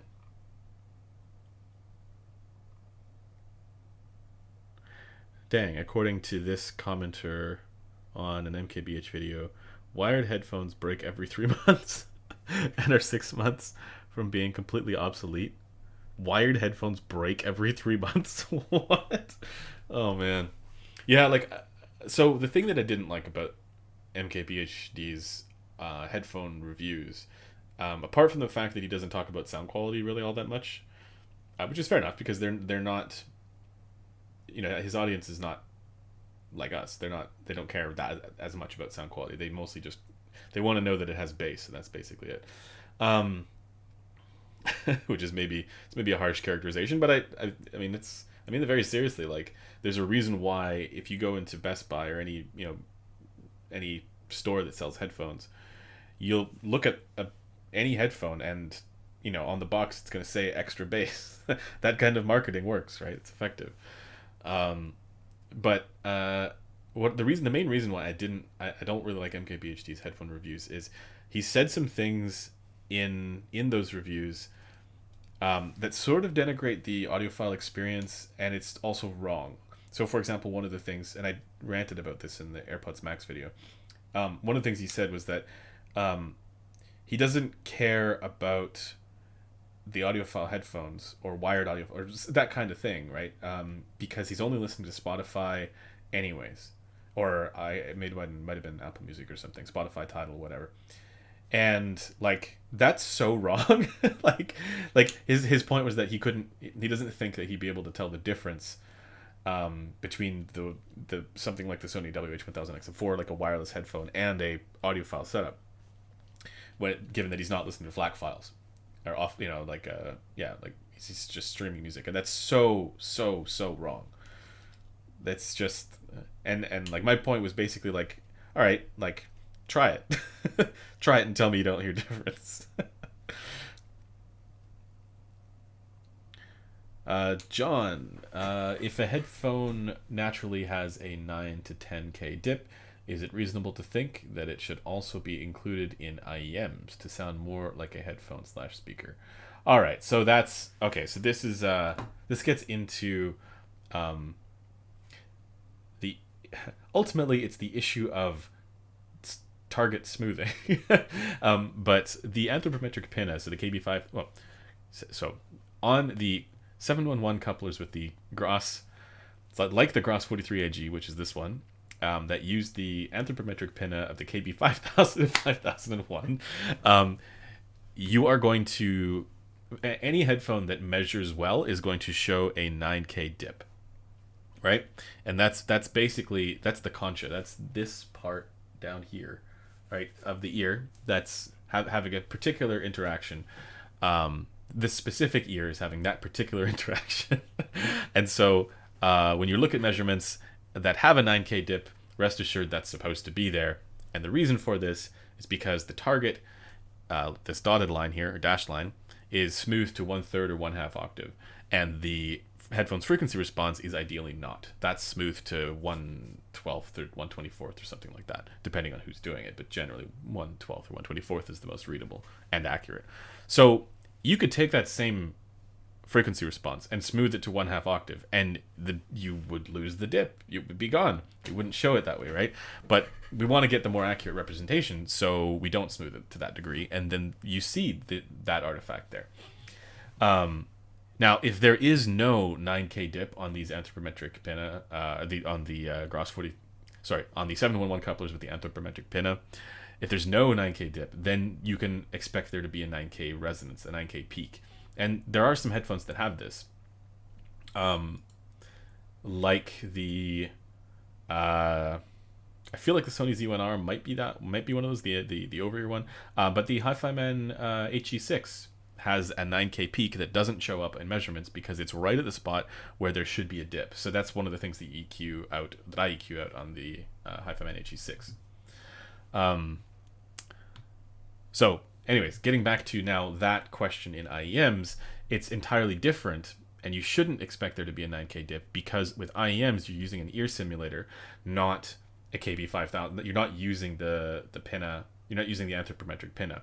You're using well, not in all cases. I suppose you could use a 5128 and that would actually have the physical ear, which is technically more accurate. But in most cases, so like what Kryn is using, Kryn's using a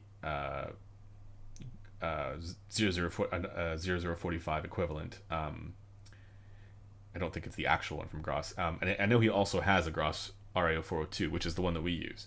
Now, with that one, with the Gross RAO 402, let me back up. With the 0045, which is the one that Kryn represents his stuff on, he's normalized for where the coupler resonance is, which is somewhere around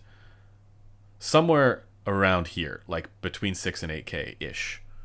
I believe. Somewhere, dare I say, around 8K. Let's just say somewhere in the mid-treble. There's a coupler resonance there. And so that's kind of like the concha interaction, right? It's a measurement artifact as a result of the coupler. Now, on the RAO 402 coupler, which is the one that we use, that resonance there's damping going on that kills that resonance. Now, in my view, and I think in Kryn's view as well, the Q on the damping is not narrow enough. It is a little too wide, so it kills more than just the resonance. But it makes it more readable. It makes it more readable if you didn't know that 8K peak or wherever that peak is in the mid-treble is a coupler resonance. So if you're reading that, if you're coming at it cold, and you're looking at these two graphs, it could be a graph of the same IEM. One of them would have a strong peak in the mid-treble, and the other one wouldn't. It'd be a little bit subdued. Yeah, I mean, if you're coming at it cold, the one that has the peak in it is you're gonna be like, what the hell's going on there? That doesn't look right. But the peak doesn't actually exist in the IEM. It's just a coupler resonance.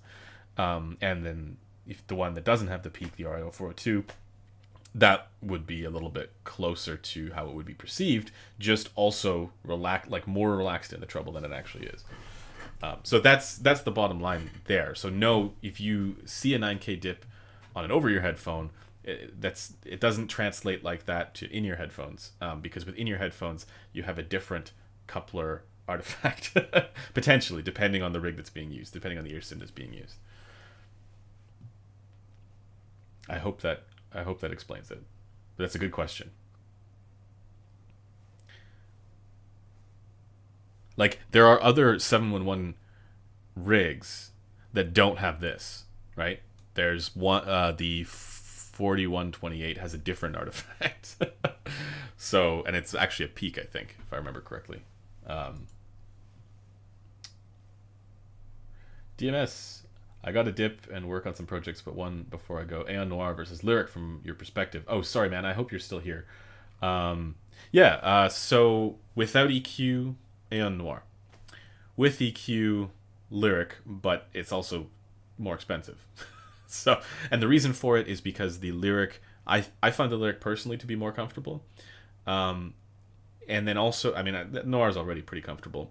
Then also the Liric is a little better for clarity for trailing ends of tones, but not as tight and fast for the immediacy of the initial leading edge. So if you care about that immediacy of the initial leading edge, I don't see a reason to go from the Noir to the Liric. In fact, I straight up don't see a reason to go from the Noir to the Liric.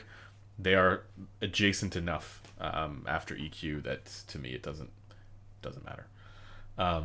But there are some differences. Yeah, like the Liric has this unique kind of layering character to it that is that's pretty cool. And that sort of very distinct and precise image placement was very cool as well. But it's not like that's bad on the Aeon 2 Noir, right? So, and then the Aeon 2 Noir, I think, is at least as good for image separation and distinction and discernibility of individual instrument lines. So, you know, it's a trade-off that I like. Yeah, it's fairly insignificant. And again, this is why I say it should be for these other reasons, like the form factor and the look and the comfort and all of those aspects, that the Liric is chosen over the Aeon 2 Noir. One other thing, there is kind of like I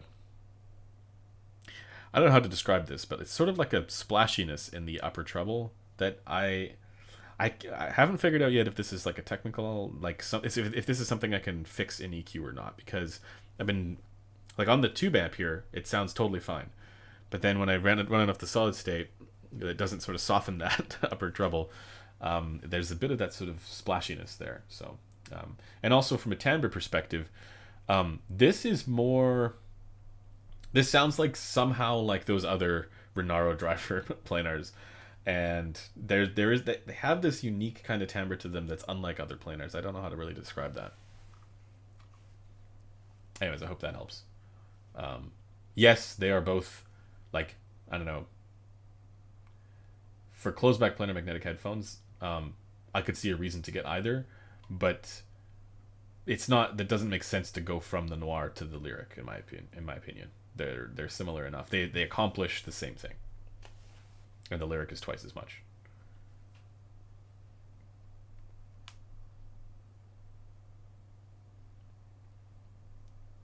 I really hate discussing mainstream reviewers for audio because it's so hard to be both honest and not sound ridiculously arrogant. Well, no, I don't think that's, I don't see it that way. It's mainly I don't like when there's misleading information out there. Like, for example, some of the comments that he made about music streaming being the limiting factor when it comes to equipment choice, because it's just false. Like, that's the kind of thing that bugs me. I don't care if he if 90% of his video is focused on features and ANC and, you know, being able to push the side of the headphone and have it pause or whatever. Like, to me, that's an important part of the review, right? Like, I don't care. It's more that, like, when things that are like false get expressed, that I get on my soapbox and go, no, we got to set the record straight on this. What do you think about snake oil products like audiophile Ethernet cables or audiophile SSDs? I actually, so yeah, obviously it's nonsense, but like the I wrote a buying guide as well recently that was about what to watch out for. I'm tempted to put some of that stuff in there, because I do think that people who are like, again, imagine you're like, oh, I really want to get some nice headphones or get into this world. People seem to like it, right? And if you're coming at it without any knowledge of where the madness is and what the snake oil is, you're bound to be misled. You're bound to be like, you end up spending all kinds of money on stuff that doesn't make a difference or doesn't make like, I'm just thinking now, going also to like some of the claims that get made about like amps and DACs and stuff like that. It's like that, things that don't make a meaningful difference, right? I did include cables in that article where I said, like, yeah, you buy cables. Cables matter to the extent that you enjoy using them. And I mean that. It's like they really do matter as far as, ergonomics and aesthetics and all of those qualities. The same reasons why people get one color of keycaps for their keyboards versus another. I just finished putting this together. This is the GMMK Pro with Boba U4Ts. But anyways, it's for that reason, right? Ergonomic or aesthetic reasons, or cable length reasons, or termination reasons, right? Makes perfect sense. But as far as sound quality reasons, I don't want to denigrate people who've had those experiences where they swap a cable and they go, oh my god, it sounds so much better. But that is something that you're going to have to do a lot more to convince me that is real, because of auditory memory being so poor. Right? So there's that element to it, and if that's the case, which it is, like, people are not good at making those kinds of, like, because you have to swap the cable out, right? You have to wait for however long and then put it on and then listen again. People are not really great at retaining that initial impression. If that's the case, it would have to be such a significant difference that it would be obvious, right? Like actually changing the frequency response. And to me, that means that even if it does make a difference, even if there is something to the magic cable enthusiasts, who, again, I don't want to denigrate their experiences, but even if there is something true about that, it's still not worth the $1,000 or whatever the ridiculous price tags that people are putting on these things.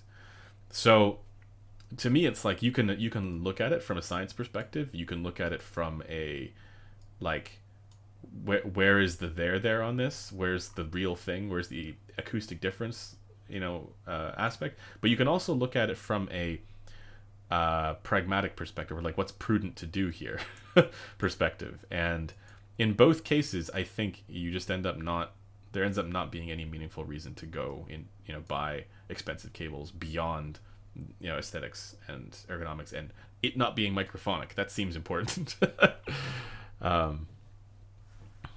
So yeah. What's up, Jake? Good to see you. I always hear a major difference between balanced and unbalanced setups. Am I crazy, or do you think had more to do with the DAC? Yeah, so that's also in there. There's no reason to go from a single-ended setup to a balanced one unless you need the power benefits of that balanced setup. So, for example, with an HE6, yeah, you'd run that balanced, probably. With you could probably you don't necessarily need to, but probably. Same thing with other inefficient planers as well, right? Then it makes sense. LCD4, maybe head audio headphone balanced there makes sense.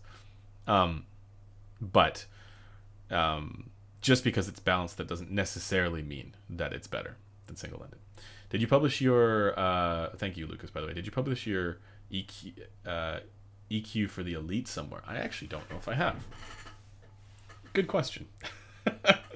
Might ask Chrono to put one together. That is a very good question. Let me see if I have it here. I might not have. Usually I post them on the headphone community forum there with the measurements when I do my assessment. But on that one, I remember I reviewed it while I wasn't in town. So this is the Meze Elite EQ that this might not be the perfect profile because it was probably just the one I was messing with before I dialed it in, but this would be at least the starting point. So take a snapshot of that, I guess. But yeah, I should double check on that one. Thanks for reminding me.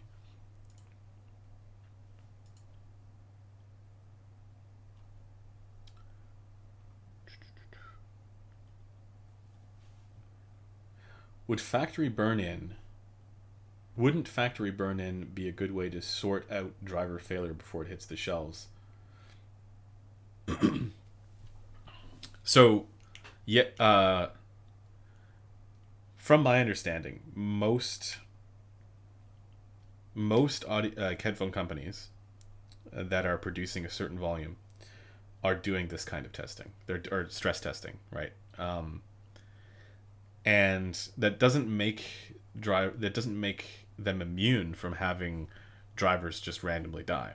It just means that they're getting their failure rates within a certain target, within a certain margin. And so, for example, I recently went to Focal to do a factory tour and check out their factory, and that's what so many people were doing. They were just testing. They were doing this kind of testing, and they're like, all right, how's this one performing? And they just consistently do that kind of testing to make sure where they were at with that. But that doesn't make them immune from having driver failure either, right? As we know. So it's just a thing that happens, in general with complex systems. So anyways, the point there is that it's not like manufacturers aren't doing, extensive stress testing on drivers when they're making them. It's not like they're just yep, off we go. Let's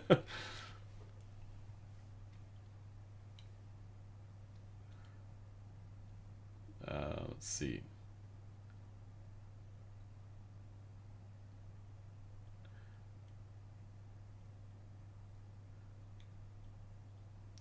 I remember that when I swapped the stock Sindara cable by a Heart Audio, there was a change in the sound. I prefer the stock one, but the ergonomic downside far outweigh. So wait a second, it got worse?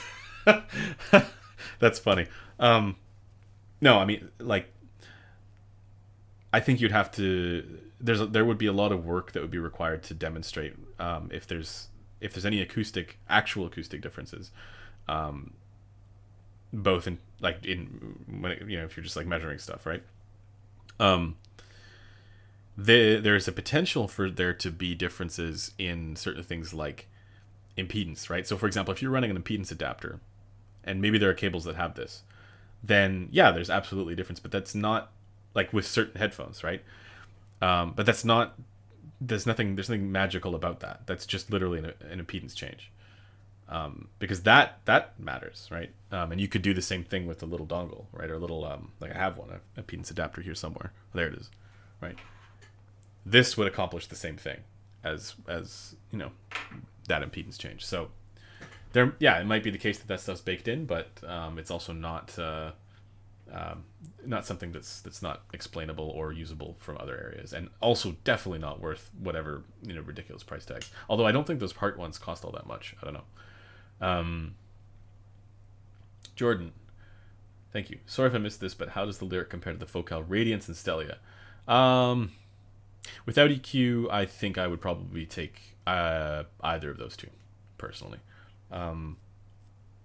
This has that sort of W-shaped kind of sound signature, which some people like, but for me, I'm not a fan of the 1K bump, and I'm not a fan of the upper treble shimmer. Those two things kind of get to me a little bit. But with that said, it's a sensible frequency response that's not too difficult to EQ.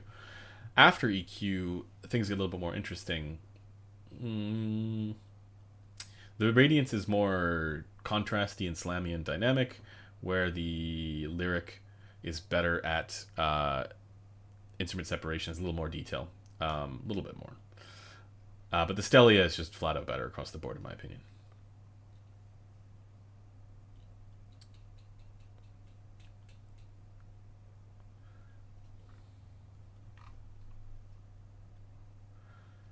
All right, let's see. At Focal, did you see the name HE being made? No. No, I don't know what that is actually. Or is that like name is the they do like the amps and DACs and stuff like that, right? So and they they have the Muso as well. That's a thing. No, this was like this was the Focal specific factory where they make the Focal stuff, not the name stuff. And yeah, I'll have a video coming out on that. The thing is, it wasn't a factory tour where it was just like, us, like me going in there with the camera and like getting to interview people and like, do the whole tour, kind of like how Linus did the Sennheiser tours. It wasn't like that. It was like there's a whole crew of us going through, and so there were things that they were allowed to show us, and there were things that they weren't allowed to show us. So it was a little bit more like hurried than I think. Like I didn't get a chance to really take my time going through there. So I got what I could, and I asked the questions that I could, and but still, we got to go through the whole place and see everything. So, which was very, very cool. The biggest standout for me there was that so much of it is made by hand. Like it's people, with very hand skill that I don't have because I probably have too much coffee. But they're very like specific about their handmade stuff. So yeah, makes sense why like I think it's like Head Audio uses like a watchmaker to make their stuff, some of their stuff. So yeah, it reminded me, it made me think of that. So there's a lot of that going on. What else? It was cool to see the process for the different materials that they use. That was cool. But yeah, we'll have a video coming out about that at some point. I'm not sure exactly when that'll be done, but I'm just kind of going through it all now.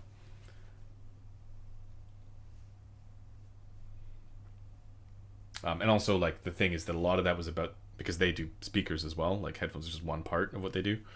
There were a lot of folks who were there to check out the speaker stuff, and most of the manufacturing we saw was for the speakers.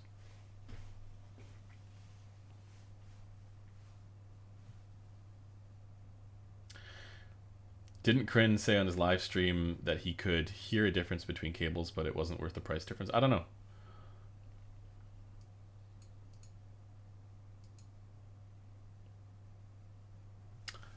So personally, like I've had multiple different cables that I've swapped out, and like, and that's the thing is, I think wouldn't it be cool if there was a difference, right? And then we could eventually measure this, and we could point to it and say, look, the paradigm has shifted, right? It's just at the moment, right? Like it's, wait, oh yeah, at the moment there's no grounded reason to spend that kind of money on that stuff. Is the Sony XM3 better than the AKG K371? No, no, no, no, no, no, no. No, no, no.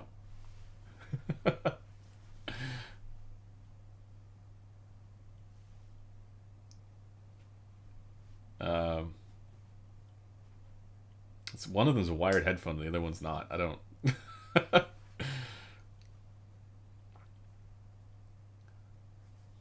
All right, let's see. A couple more questions here, guys. Cable specifically designed to annoy you? That's pretty funny. What are your impressions of the Drop HE-X4? We did a review on that one already on the channel. That's good. Same as the HE400 SE, basically.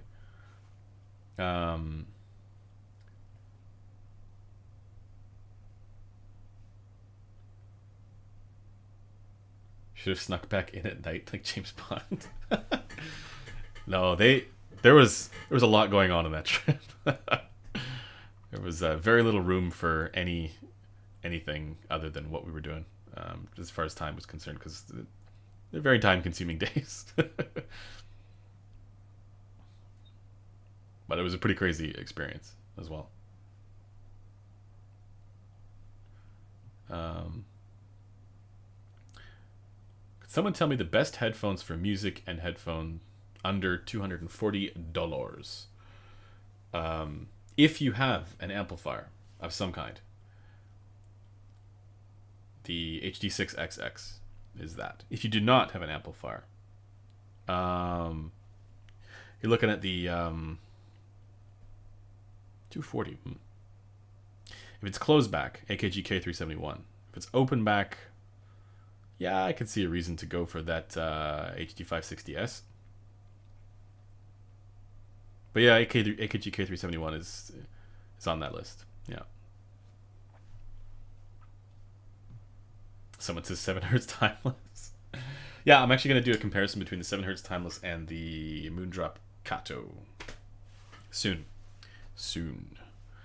The thing with the timeless is that it's definitely good for the price.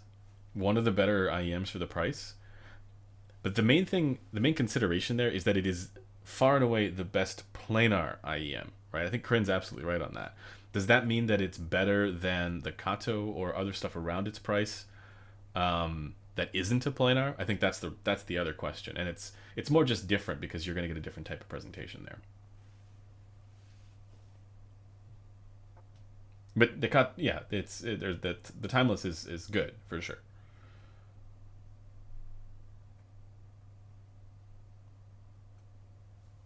HD 280 Pro, yeah or nah? Nah.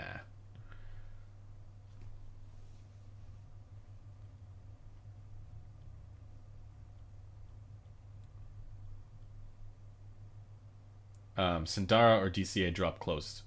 So if you need a closed back headphone, you get the drop closed, right? Or DCA closed. If you can handle an open back headphone, Hyphaman Sindara. But actually, that's an interesting question, because if you do EQ, if you don't EQ, you may actually prefer the tuning of the drop closed because it has the bass shelf, because it's a closed back as well. The Sindara doesn't have the bass shelf, so you need to EQ or get one of those IFI devices that has the bass boost, if you want that. Because a lot of people don't necessarily want that. It's well extended in the bass, it just doesn't have the bass shelf that the drop DCA closed has. But as far as like detail and all the rest of those qualities, the Sindara is better. Like, that's the thing with those Aeons, is that they are, because there's such heavy driver damping going on, they are a little on the blunted side there for trailing ends of tones. It's not that bad. It's actually, like, it's better on the closed than on the open, but that's one of the drawbacks there. It has that sort of, and DMS actually characterized this really well. It has that sort of like, the kind of feeling that you get when you go into like an anechoic or heavily damped room, right, where there's, it's a totally dead room. It has that sort of feeling to it, a little bit, and it sort of blunts that a little bit, but again, right on the edge. And with the Sindara, it's better. And I'd say between those two, those are two of the very best tuned headphones out there, period, at any price. So you can't really go wrong. It's just, I would say, base your decision on use case.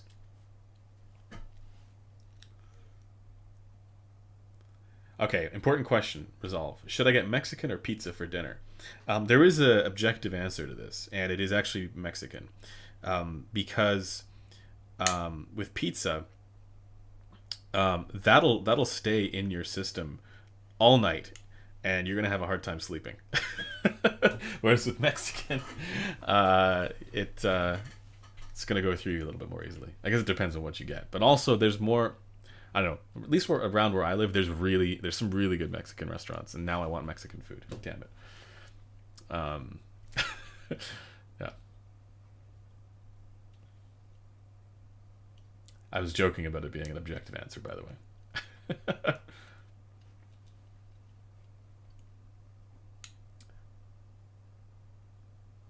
Best close back with low impedance under 200. AKG K371. I'm telling you, just AKG K371. Everybody should at least own that headphone. That's such an important headphone for people to know about.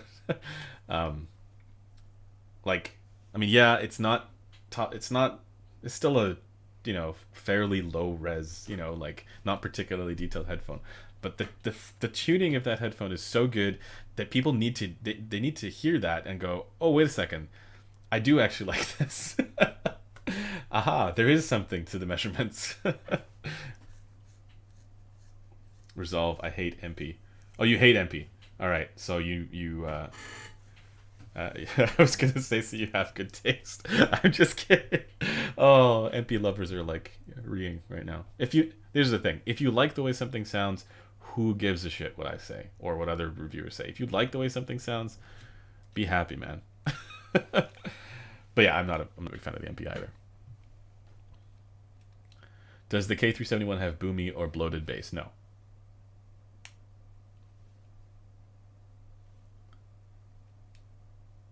Why do people say Bayer Pro and Premium sound the same? Premium burn my ears with treble and sub bass. I have no idea.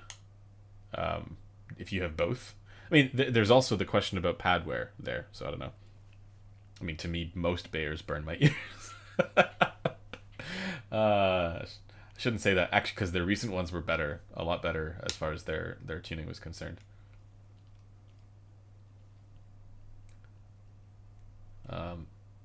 Thank you for your time, passion, and channel. Merry Christmas. You're very welcome, and likewise. Oh yeah, sorry, I don't know about the AKG K371 BT. I haven't tried that one yet. I still need to check that out. But the wired one is outstanding for the price. Probably best value in an audio. Well, at least yeah, one of the best. It's up there. Like Sindara, yes, one of the best values because that thing like is better than most stuff under $700. At least the 2021. HD6XX also. That's ridiculous value, right? Because it's $220, $200 on sale, and that thing's scales like crazy, right? Like if you put that up against stuff that costs far more, it sometimes comes out on top. Often comes out on top. But the K371 belongs in that conversation, in that same, sort of. I would say it's the trinity of the holy trinity of value in headphones is, and I'm not talking in ears, just over ear headphones is K371, HD6XX, and Hi-Fi Man Sindara. K361 is also part of that as well. It's also good value. I need to get one of those in and do side by side because I haven't done a side by side yet.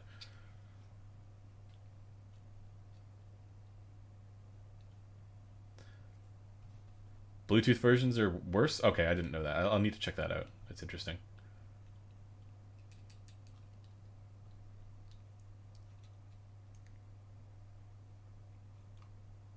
I'm not sure about the Bluetooth one.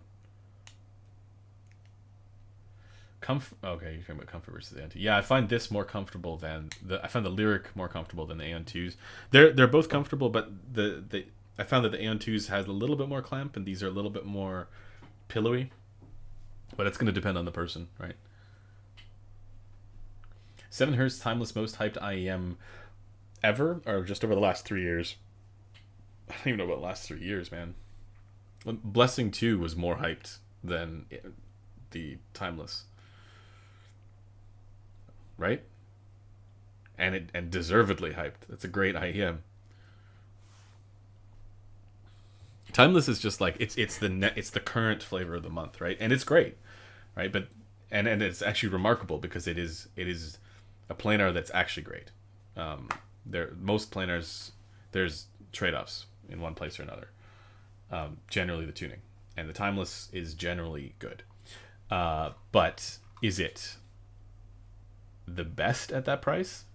I think that's the question. We'll try and get to the answer of that, because there's also so there's the Moondrop Kanto, which is around that price. Then there's also the Dunu Falcon Pro. I think I'm not sure if that's the final tuning or what, but that's also in that conversation there for single dynamic driver stuff. Then I'm sure there's some multi-BA stuff as well, or hybrid stuff that's worth thinking about.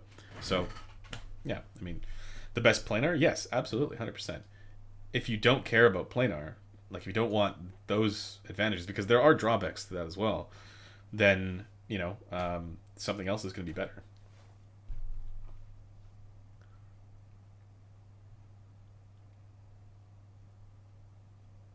I'm not answering best headphone for 1 penny. Oh god. Who do you think can stop Moondrop's supremacy in IEMs right now? Okay. Who can? Okay, there are two companies who I think can stop Moondrop's supremacy, because I mean, when you say supremacy, um, interestingly, it's not supremacy for me because if I look at like all those price brackets, the Moondrop IEMs are great, but there's only one of them that's actually within my wheelhouse personally, and that's the variations. Um, because for me, the ear gain is just a little much. I shouldn't say that actually, because Blessing 2 and Blessing 2 Dusk are also definitely in that conversation for me. But a lot of their other tunings, like the S8 and some of the dynamic driver ones as well, they're too shouty for me. So I don't see it as clear cut of a Moondrop supremacy, but I can see why you'd say that. The two companies that I think can challenge that are on the one hand The Audio. If The Audio can get their which is the Linsol brand basically, but if The Audio, if they can get their QC dialed in, I think they've got something really special with that Monarch Mark II and some of the stuff that they're doing just at various different price brackets. It's very good. And the other is Dunu. And Dunu with the SA6, for example, if they can do more of that, they are really going to be giving Moondrop a run for their money.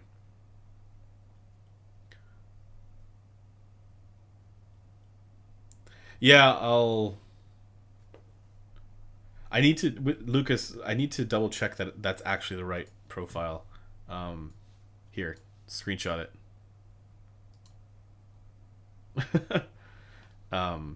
That's not for the Lyric. That's for the Elite, right? My Lyric EQ is different.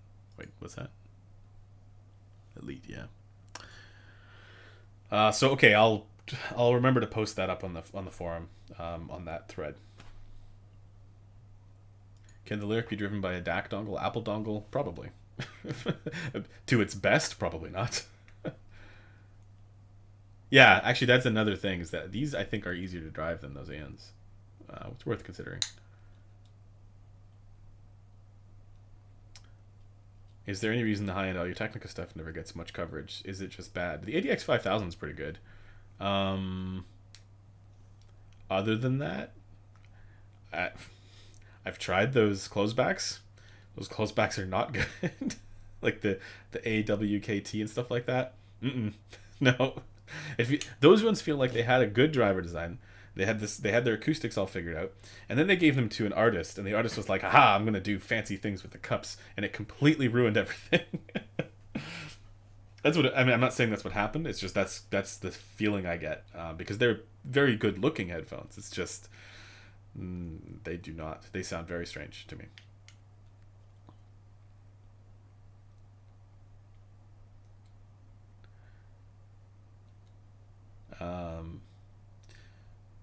Any tips for the Blessing 2 that worked for me? Generally, the Kony ones worked for me reasonably well. I don't remember which ones I used for the Blessing 2, but most of the tips worked for the Blessing 2 for me. I didn't have that many issues. There was the 6K forwardness that some tips were less offensive about, which yeah, the Kony foam ones work pretty good for that. Is the Ananda at $599 the new price? I don't know if that's going to be permanently at $599, but that's yeah, it's a good headphone at that price.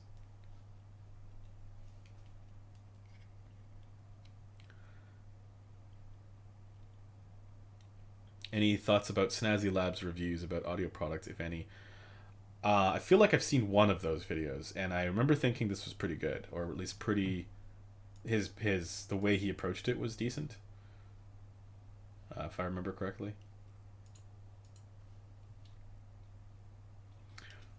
SHP 9600 or AKG K371. K371.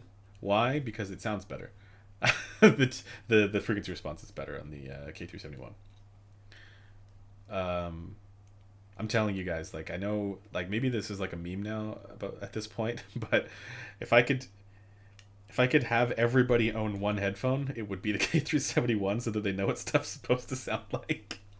That sounds elitist, and I don't mean it that way. I just mean it's great if people can have a reference point for that type of sound. And it's fine if you want something a little bit more esoteric or different, but knowing what that reference point sounds like is important in my view.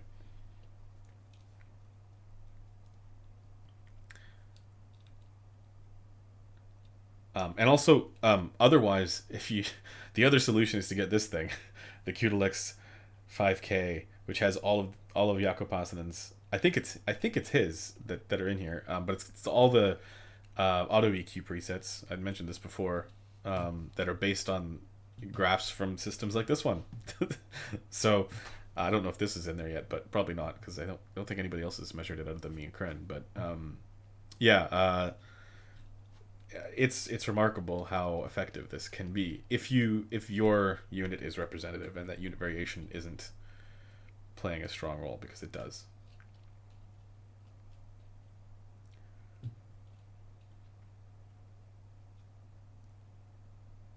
Uh,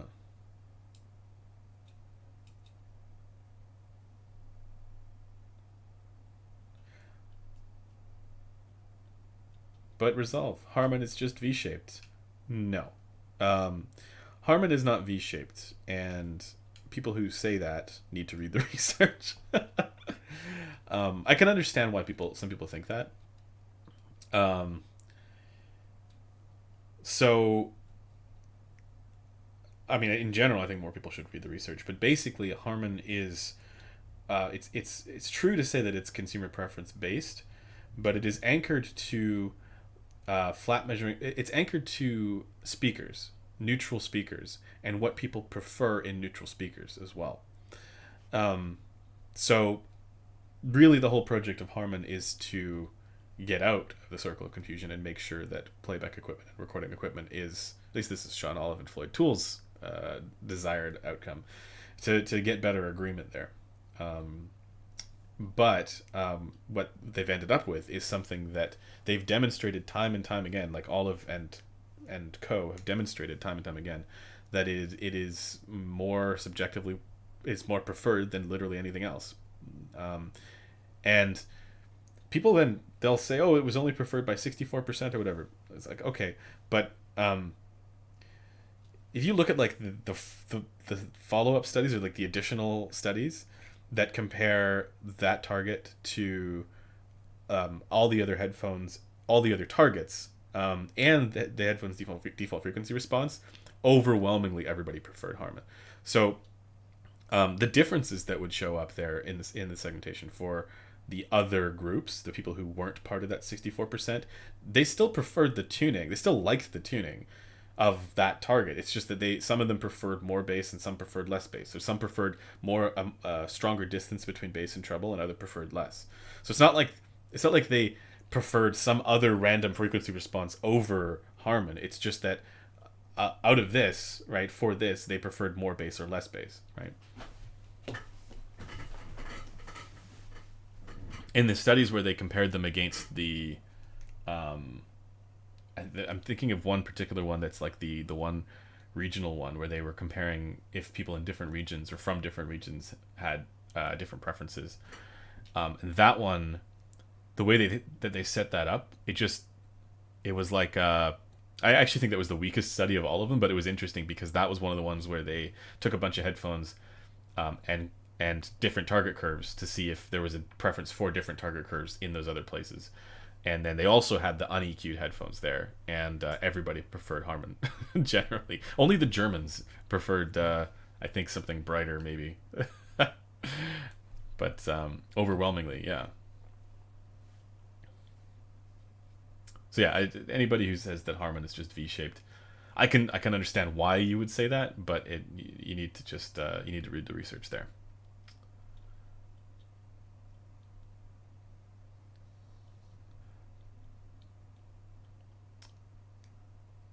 I mean, there's also an argument that says that DF is more technically neutral because it's closer to the anechoic speaker measurement, or the in-room speaker measurement. But the problem is that nobody likes that. um, any thoughts on focal quality control? The amount of ones with dead drivers on eBay over the years has kept me away, but I want to try them so bad. Yeah, I'm sure it's an issue. I haven't personally had any issues. I have not come across a single. I've owned focals and they've never had any issues. But I've seen the reports. Yeah, people said that there is some QC issues, but I think it's the same with every company. I think what really you need to do is figure out like what the percentage, like what the percentages are, and if it's meaningfully higher. Because remember, you're only going to hear from those people who have dead drivers. You're not going to hear from those people who've, like me, who have perfectly fine working Focal headphones. You know. But yeah, it's if it turns out that the numbers are sufficiently high, then that's a problem, and they need to fix that. So you're saying Germans are the problem? No, I don't know what was going on there. I'm also, that's anecdotal. I don't have it in front of me. I don't remember if it was exactly the Germans or if they preferred brighter. But like I remember there was one outlier, and I think it was the Germans who were the outliers. That study, the reason why that's the weakest study is because they had fairly small sample sizes for those.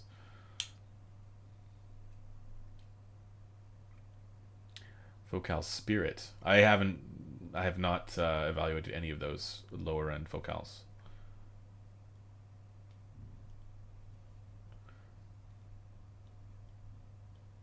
The Harman curve makes total sense after I watched the Audioholics interview with the researcher. Yeah, there are things that he and we've had him on the live stream as well, Sean, right? And yeah, I'm a big fan of his work, and I think what his work has done is it's been super influential and helpful for just sound in general, the people wanting equipment to sound good. There are things that he and I will disagree about, but for the most part, and we raised those in the live stream. Like, for example, I'm not on board with the predictive model, the statistical model, sorry, that predicts listener preference, because I think that there are certain more granular deviations that can actually fix other deviations, because they do a better job of, like, there's a repugnant conclusion where, say, if you look at like the frequency response here, say if 3K is like up here, right, and that's your primary deviation, but everything else matches, that's going to sound awful. And I think it's going to sound more awful than if your 3K was like here, and then your 4, 5, 6K was like also elevated with the same shape and just balanced out. So you'd have the same amount total of deviation, just not in the same way, not the same level or with the same Q value. So I think there's a repugnant conclusion to the statistical model, and we talked about that on the stream. And I think he mentioned something along the lines of that the model doesn't have the kind of granularity to account for that, which is fair enough. But and there's some other things as well. Like, I obviously hear things like detail and soundstage and dynamics, and I don't think he does.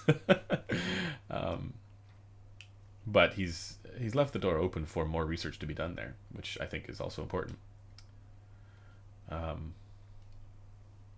But yeah, I need to actually update our video on the Harman research and why we use it, because there's some things that I didn't talk about in that previous video that we did on why the Harman target is important. Or I talked more about like why I use the Harman target, but I think what I want to do next is do a why the Harman target is important, and why all headphones should be evaluated against the Harman target in general.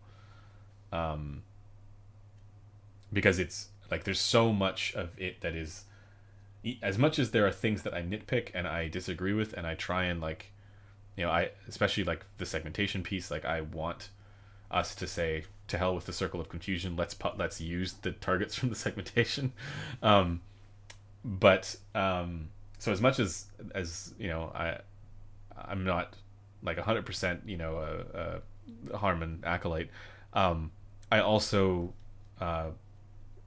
highly value and respect what's been done there, and I think it's so important for us to use it. So I want to do another video on why the Harman research and Harman target is so important. Because I think a lot of it is clarifying for people, because people have the wrong idea, and I see people reposting or kind of like championing the wrong, like the straw man Harman target, and saying, or not championing, but targeting the straw man there of basically what the Harman target is not. Like most people, when they see, okay, this is consumer preference research, they think, oh, this is just what, this group, like an average of what most people, like a random group of people preferred, disregarding the fact that it's based on the in-room target. And it wasn't just like, do whatever you want. It was like, here's the in-room speaker measurement, right? Flat measuring speakers. Here's that at the eardrum reference point. Now you adjust bass and treble. Now you adjust your sliders, and then get to what people actually preferred there. And then it turns out that matches what people prefer in speakers as well. So it's all anchored to speakers, and people need to remember that.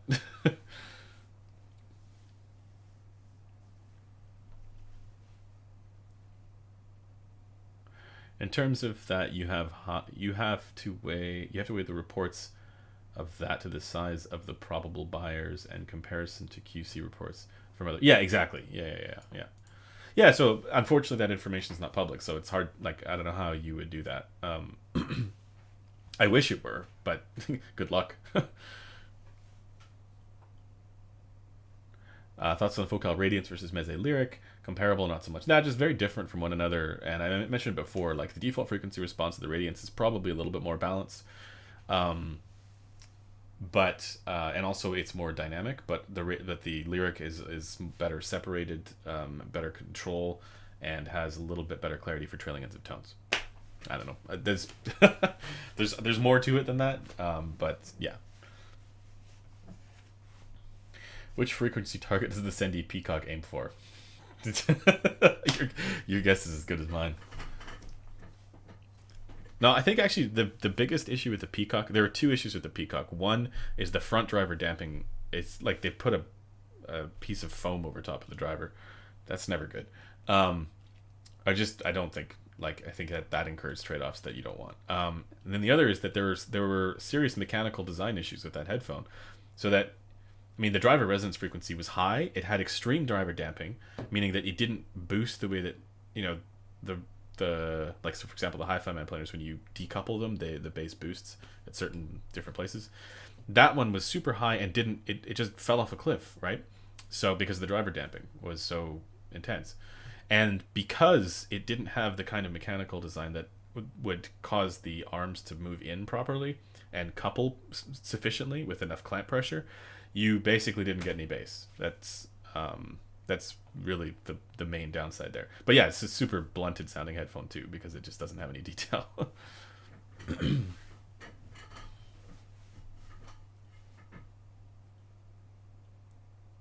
So to me, the Peacock is like, it's a headphone where they took a look at the success of ZMF and were like, they're doing wood headphones. That's why he's popular.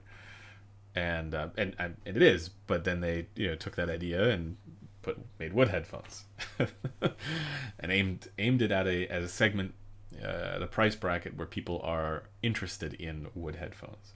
Now, personally, I think if you're gonna do wood headphones, you got to do it like the way ZMF does it or the way Odyssey does it. It's got to actually look good. It's got to be classy and handcrafted look, that kind of look to it. And the Peacock doesn't look like that. It looks gaudy.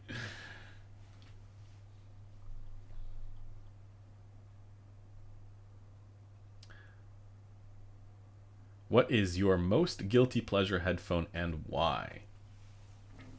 I love this question, and I don't have an answer.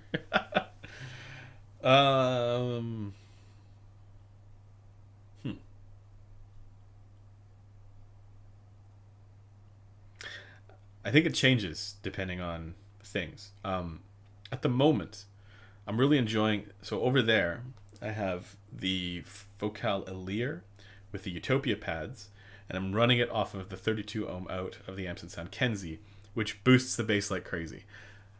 That's a fairly guilty pleasure experience, but it's one that I like.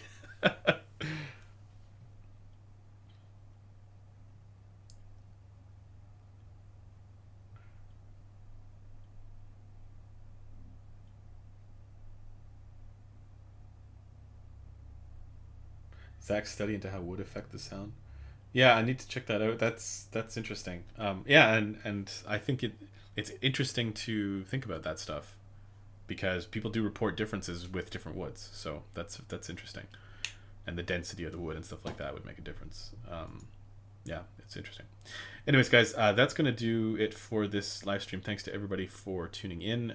It's always fun to chat with everybody, and yeah, we'll see you guys in the next video. I will have, there's a couple of videos coming out here soon. There's the I think Chrono's LCD5 video is on the way. He's working on that. We are going to try and have a 7Hz timeless video up sometime soon as well. And then I'm also working on a little comparison video for a number of these little portable DAC amp combos. So that's what's coming up in the near future. But everybody remember that at the end of this month we have a live stream where we're giving away a bunch of $1,000 headphones, at least 2 and potentially 3 now, because we're almost at 50k. If we hit 50k, it'll be 3 of them. If we hit 55,000, it'll be 4 of them. Wait, did I get that right? So sorry, if we hit 50k, it'll be 3. If we hit 55, it'll be 4. If we hit 60k, it'll be $8,000 headphones, and if we hit 70k, we will also include a Focal Utopia. So that's that's Celestes and Clears, for anybody wondering. And there's actually a link in the description of this. There's a link in the description of this for the giveaways page if you haven't signed up yet. So definitely do. That was a mouthful. I stumbled over that, but it doesn't matter. All right, guys. I will catch you in the next one.